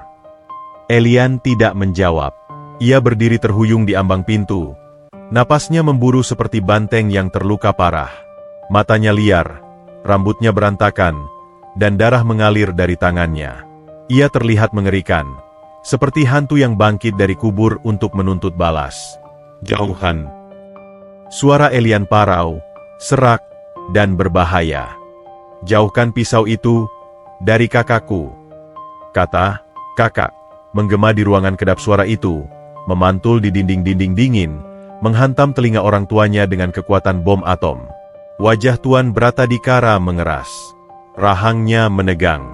Rahasia 27 tahun itu terbongkar sudah. Elian, kembali ke kamar. Perintah ayahnya dengan nada otoriter yang biasa ia pakai untuk membungkam demonstran buruh. Kau sedang halusinasi. Ini demi kebaikanmu. Masuk ke lift sekarang. Atau papa panggil satpam untuk menyeretmu. Kebaikan. Elian tertawa. Tawa yang pecah, gila, dan menyayat hati. Ia melangkah masuk, menyeret kakinya mendekati meja operasi. Kebaikan siapa? Kebaikan perusahaan? Kebaikan nama besar Bratadikara. Elian sampai di sisi meja operasi. Ia melihat wajah damai Nino yang tertidur. Wajah yang sama persis dengan wajahnya. Hanya lebih kasar, lebih hidup. Tangan Elian yang gemetar terulur, menyentuh pipi Nino. Hangat. Hidup. Air mata Elian tumpah tak terbendung. Maafkan aku, Kak. Bisiknya lirih, mengabaikan orang-orang di sekitarnya. Maafkan aku bodoh, aku buta. Dr. Richard, lanjutkan operasinya. Suntik bius Elian sekalian, teriak amarah histeris. Ia tidak peduli pada drama ini. Ia hanya peduli pada ginjal segar yang harus segera dipindahkan sebelum kondisi Elian memburuk. Cepat, anakku sekarat. Dr. Richard ragu sejenak, lalu mengangguk. Ia memberi kode pada asistennya untuk memegang Elian. Jangan sentuh aku. Elian bergerak secepat kilat. Adrenalin memberinya ledakan tenaga sesaat. Ia menyambar nampan instrumen bedah di samping meja. Klang, gunting, klem, dan pinset berhamburan ke lantai. Tangan kanan Elian mencengkeram sebuah pisau bedah, skalpel, yang tajam berkilau. Semua orang mundur selangkah. Tapi Elian tidak mengarahkan pisau itu ke dokter, atau ke ayahnya. Ia mengarahkan mata pisau itu ke lehernya sendiri. Tepat di atas arteri karotisnya yang berdenyut kencang di balik kulit leher yang tipis. Satu langkah lagi kalian maju, desis Elian, matanya menatap tajam ke mata ibunya. Aku iris leherku sendiri di depan kalian. Keheningan yang mencekik turun di ruangan itu. Bahkan dengung mesin anestesi terdengar seperti ledakan. Wajah Amara pucat pasi. Bibirnya gemetar. Elian, sayang, jangan gila. Turunkan pisau itu. Mama melakukan ini untukmu. Supaya kamu sembuh. Supaya kamu bisa hidup normal. Hidup normal? Potong Elian, menekan pisau itu sedikit hingga setitik darah muncul di lehernya. Hidup normal di atas mayat saudara kandungku sendiri? Itu bukan hidup. Ma. Itu kanibalisme. Elian menangis. Tapi tangannya tetap kokoh memegang pisau di lehernya. Kalian membuang dia. Tunjuk Elian pada Nino dengan tangan kirinya. Sementara tangan kanannya tetap mengancam bunuh diri. Kalian membuang darah daging kalian sendiri ke tempat sampah karena takut miskin. Dan sekarang, saat kalian butuh organnya, kalian memungutnya lagi seperti barang bekas. Dia memang barang bekas, bentak Tuan Bratadikara, kehilangan kesabarannya. Wajahnya merah padam. Dia tidak punya masa depan. Dia cuma kuli pasar. Kau, Elian, kau CEO. Kau aset triliunan. Nilai nyawanya tidak sebanding dengan satu jari kelingkingmu. Nilai nyawanya lebih mahal dari seluruh harta papa. Teriak Elian, suaranya menggelegar, merobek arogansi ayahnya. Elian menatap Nino. Dia punya hati, Pak. Hati yang tulus. Dia menggendongku saat lift mati padahal aku selalu menghinanya. Dia tersenyum saat lapar. Dia bahagia walau miskin. Sedangkan kita... Elian menatap sekeliling ruangan mewah itu dengan tatapan jijik. Kita sakit. Kita busuk dari dalam. Kita punya semua uang di dunia tapi kita miskin hati nurani. Tubuh Elian mulai goyah. Pandangannya kabur. Kakinya terasa seperti kapas. Efek adrenalin mulai habis. Digantikan oleh kelelahan ekstrim akibat gagal ginjal. Namun ia tidak menjatuhkan pisaunya. Ia memeluk tubuh kaku Nino dengan satu tangan, menjadikan dirinya tameng hidup. Tubuh ringkih melindungi tubuh kekar. Sebuah ironi yang indah. Dengarkan aku baik-baik. Napas Elian tersendat. Batalkan operasi ini. Bangunkan dia. Dan biarkan dia pergi. Kalau kami menolak, tantang Tuan Bratadikara dingin, meski matanya waspada melihat pisau di leher aset berharganya. Maka papa akan kehilangan 2 anak sekaligus malam ini, jawab Elian tenang. Sangat tenang. Sebuah ketenangan yang lahir dari keputusasaan absolut. Aku akan mati di sini, di atas tubuh kakakku. Dan papa bisa jelaskan pada pers kenapa pewaris tunggal Bratadikara mati bunuh diri di ruang bedah ilegal. Itu adalah skakmat. Tuan Bratadikara tahu ancaman itu nyata. Elian tidak sedang menggertak. Ia melihat tatapan mata yang sama seperti tatapan kakek buyutnya. Tatapan orang yang siap mati demi prinsip. Jika Elian mati, Bratadikara Group runtuh. Saham anjlok. Investor lari. Garis keturunan putus. Tuan Bratadikara menggeram. Suara frustrasi hewan buas yang terpojok. Ia menatap istrinya. Lalu menatap dokter. Mundur. Perintah Tuan Bratadikara kasar. Tapi Tuan. Dr. Richard bingung. Ku bilang mundur. Buang pisaunya. Bentak Tuan Bratadikara, melempar nampan instrumen ke dinding. Brak. Amara menangis histeris. Merosot ke lantai. Mimpinya memiliki anak yang sempurna hancur berantakan. Bangunkan dia. Perintah Elian lagi. Suaranya makin lemah. Pisau di lehernya masih menempel. Sekarang, Dr. Richard dengan gemetar mematikan aliran gas bius dan menyuntikkan obat penawar ke infus Nino. Sudah saya suntikkan. Dia akan sadar dalam 15 menit, kata dokter itu sambil mengangkat tangan menyerah. Elian menghela napas panjang. Lega. Namun, tubuhnya sudah mencapai batasnya. Rasa sakit di pinggangnya meledak. Jantungnya berdebar tak beraturan, lalu melambat drastis. Gelap datang menyergap dari segala arah. Pegangan tangannya pada pisau melonggar. Pisau itu jatuh berdenting ke lantai keramik. Ing. Tubuh Elian merosot. Ia jatuh perlahan, terkulai di atas dada bidang Nino. Kepalanya mendarat tepat di atas jantung kakaknya.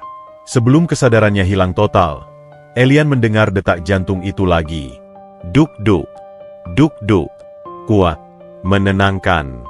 Telinganya menangkap suara Nino yang melenguh pelan, mulai siuman dari biusnya. Kak. Bisik Elian. Matanya terpejam. Lari. Dan kemudian, hening. Di ruang operasi bawah tanah itu, Elian pingsan di pelukan kakaknya yang belum sadar sepenuhnya. 2 saudara kembar itu akhirnya bersatu kembali dalam posisi yang paling tragis. Satu hampir mati karena penyakit, satu baru saja lolos dari pembunuhan, dikelilingi oleh orang tua yang menatap mereka bukan dengan kasih sayang, tapi dengan kalkulasi kerugian investasi. Pemberontakan darah telah dimulai. Tapi harganya mungkin adalah nyawa sang inisiator sendiri. Dunia kembali pada Nino bukan dalam bentuk cahaya, melainkan dalam bentuk beban berat yang menindih dadanya. Kesadarannya merambat naik perlahan dari dasar jurang bius, menembus kabut tebal anestesi yang masih menyelimuti otak belakangnya. Hal pertama yang ia rasakan adalah hangat. Ada sesuatu yang hangat dan basah menempel di kulit dada telanjangnya. Lalu, suara itu, suara napas yang tersendat-sendat, lemah, seperti nyala lilin yang ditiup angin badai. Nino membuka matanya berat. Cahaya lampu operasi yang menyilaukan langsung menusuk retina, memaksanya menyipit.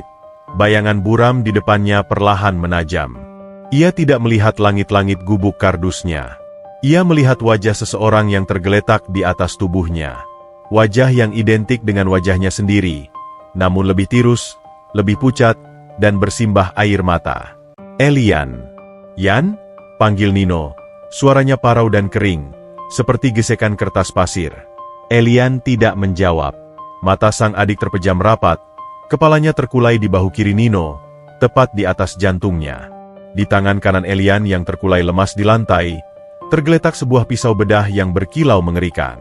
Dan di leher Elian, ada goresan merah tipis yang masih mengeluarkan darah segar. Adrenalin seketika membakar habis sisa obat bius di darah Nino. Elian! Teriakan Nino menggelegar, mengguncang ruang operasi bawah tanah itu. Ia mencoba bangkit, tapi ikatan kulit di pergelangan tangannya menahannya.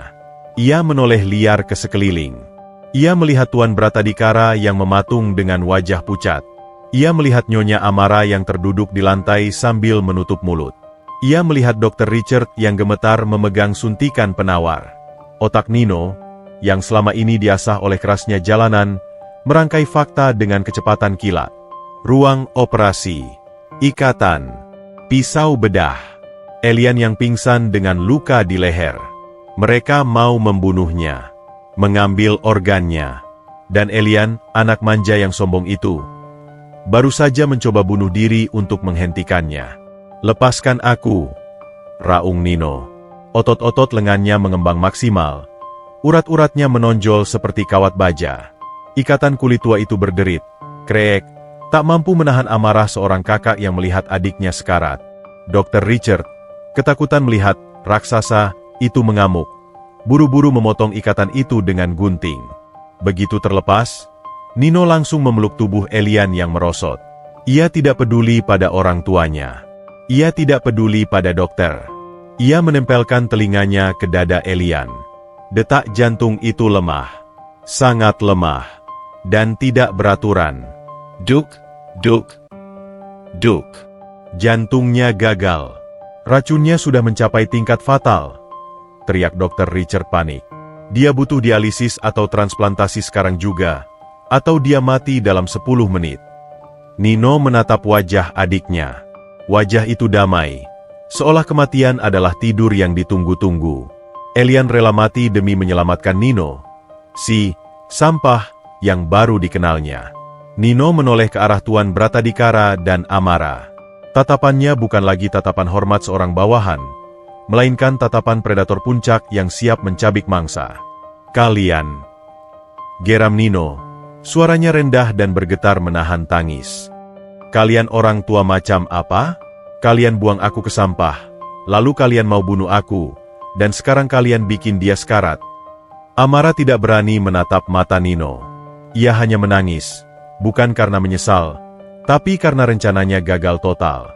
Nino kembali menatap Elian. Ia merasakan tubuh kurus itu semakin dingin dalam pelukannya. 1 menit berlalu. Jantung Elian semakin melambat. Nino tahu ia punya pilihan. Ia bisa lari. Ia bisa membawa Elian ke rumah sakit. Tapi mungkin terlambat di jalan. Elian butuh organ itu sekarang. Di sini. Nino memejamkan mata. Ia mengingat malam badai di tangga darurat. Ia mengingat berat tubuh Elian di punggungnya. Ia mengingat rasa, memiliki, yang aneh saat itu. Sekarang ia tahu kenapa. Karena mereka satu. Satu darah. Satu napas. Nino menarik napas panjang. Lalu menatap Dr. Richard tajam. Lakukan, kata Nino tegas. Apa? Dr. Richard bingung. Ambil ginjal saya, perintah Nino. Tidak, teriak Amara tiba-tiba. Harapan kembali muncul di matanya. Ya, ambil. Cepat dokter. Diam, bentak Nino pada ibunya, membuat wanita itu terlonjak kaget. Nino menatap wajah ibunya dengan jijik, lalu kembali menatap dokter. Saya melakukan ini bukan karena perintah kalian. Bukan karena saya budak. Dan bukan karena uang kalian. Nino mengelus rambut Elian yang lembab oleh keringat dingin. Air mata Nino jatuh menetes ke pipi adiknya. Saya berikan ginjal ini karena saya abangnya. Dia adik saya. Dia menyelamatkan nyawa saya tadi. Sekarang giliran saya menyelamatkan nyawa dia. Kami impas. Nino berbaring kembali di meja operasi, di samping tubuh Elian. Ia menggenggam tangan Elian yang dingin dengan erat. Dokter, panggil Nino. Matanya menatap lampu operasi yang menyilaukan tanpa rasa takut. Pastikan dia hidup. Kalau dia mati, saya akan bangkit dari meja ini dan menghantui kalian seumur hidup. Baik, baik. Dr. Richard buru-buru menyiapkan anestesi. Masker gas dipasang ke wajah Nino. Sebelum kesadarannya hilang untuk kedua kalinya malam itu, Nino menoleh ke samping. Ia melihat wajah kembarannya. Tidur yang nyenyak. Dek, pas bangun nanti, kita udah gak sendirian lagi. Batin Nino tersenyum. Dan lampu pun padam. 3 bulan kemudian, Pantai Anyer sedang memamerkan wajah terbaiknya. Langit biru bersih tanpa awan, ombak berkejaran malas menjilati pasir putih, dan angin laut membawa aroma garam yang menyengat namun membebaskan. Di bawah pohon ketapang yang rindang, duduk dua orang pemuda. Mereka terlihat identik, tapi berbeda. Pemuda pertama, Nino, bertelanjang dada, memperlihatkan bekas jahitan panjang yang sudah mengering di perut kirinya. Kulitnya makin hitam terbakar matahari, ototnya makin keras. Ia sedang sibuk membuka bungkusan kertas coklat berminyak. Pemuda kedua, Elian, mengenakan kaos oblong putih polos yang sedikit kebesaran dan celana pendek. Ia tidak lagi pucat. Pipinya sudah mulai berisi rona merah muda. Ia juga memiliki bekas jahitan yang sama di perut kirinya, tanda tangan persaudaraan mereka yang permanen. Tidak ada lagi infus. Tidak ada lagi kursi roda. Makan, tuan muda. Jangan manja. Ledek Nino sambil menyodorkan nasi bungkus yang sudah terbuka. Isinya nasi uduk, telur dadar, tempe orek, dan sambal yang merah menyala. Elian tertawa. Tawa yang lepas, tanpa beban. Tawa yang tidak pernah ia miliki selama 27 tahun hidupnya di Menara Gading. Berisik lu, bang. Sambelnya dikit amat. Pelit, protes Elian, mengambil bungkusan itu dan mulai makan dengan tangan telanjang. Dulu, ia akan jijik menyentuh makanan seperti ini. Sekarang, ini adalah makanan ternak di dunia. Rasa kebebasan. Mereka makan dalam diam, menikmati suara ombak dan sensasi butiran pasir di jari kaki mereka. Hidup mereka berubah total setelah operasi malam itu. Begitu Elian sadar dan pulih, hal pertama yang ia lakukan adalah menyewa pengacara terbaik di Jakarta, menggunakan uang tabungan pribadinya, bukan uang ayahnya, untuk menuntut hak emansipasi dan pemutusan hubungan keluarga. Ia menyerahkan semua saham, semua aset, semua fasilitas mewah kembali pada Tuan Bratadikara. Ia keluar dari Mensahn hanya dengan baju di badan dan Nino di sampingnya. Orang tua mereka? Mereka masih kaya raya, tentu saja. Hukum sulit menyentuh orang sekuat Tuan Bratadikara. Tapi mereka kehilangan hal yang paling mereka agungkan, aset masa depan. Elian memblokir semua kontak. Mereka ditinggalkan sendirian di rumah besar yang sunyi, menua bersama uang yang tidak bisa membelikan mereka kasih sayang anak. Hukuman sepi adalah penjara terkejam bagi mereka. Lu nyesel gak, Yan? Tanya Nino tiba-tiba, memecah lamunan Elian. Mulutnya penuh nasi. Elian berhenti mengunyah. Ia menatap laut lepas di hadapannya. Ia teringat penthouse mewahnya, guci-guci mahalnya, pelayan-pelayannya. Nyesel kenapa? Karena kehilangan duit triliunan, tanya Elian balik. Nino mengangguk. Lu kan biasa hidup enak. Sekarang kita tinggal di kontrakan petak. Tidur pakai kipas angin bunyi kretek-kretek, makan nasi uduk. Jauh banget turunnya. Elian tersenyum tipis. Ia meraba perut kirinya, merasakan detak kehidupan di sana. Ginjal Nino bekerja sempurna di tubuhnya. Ia tidak lagi merasa lelah. Ia tidak lagi merasa sakit. Untuk pertama kalinya, ia merasa tubuhnya adalah miliknya sendiri, bukan properti perusahaan. Bang, kata Elian pelan. Dulu gue punya kasur harga 200 juta, tapi gue nggak pernah bisa tidur nyenyak. Semalam, tidur di kasur busa kontrakan lu, itu tidur ternikmat gue seumur hidup. Elian menatap Nino. Mata mereka bertemu. Cermin jiwa yang saling mengenali. Gue nggak turun derajat, bang. Gue justru naik. Lanjut Elian mantap. Dulu gue cuma boneka emas.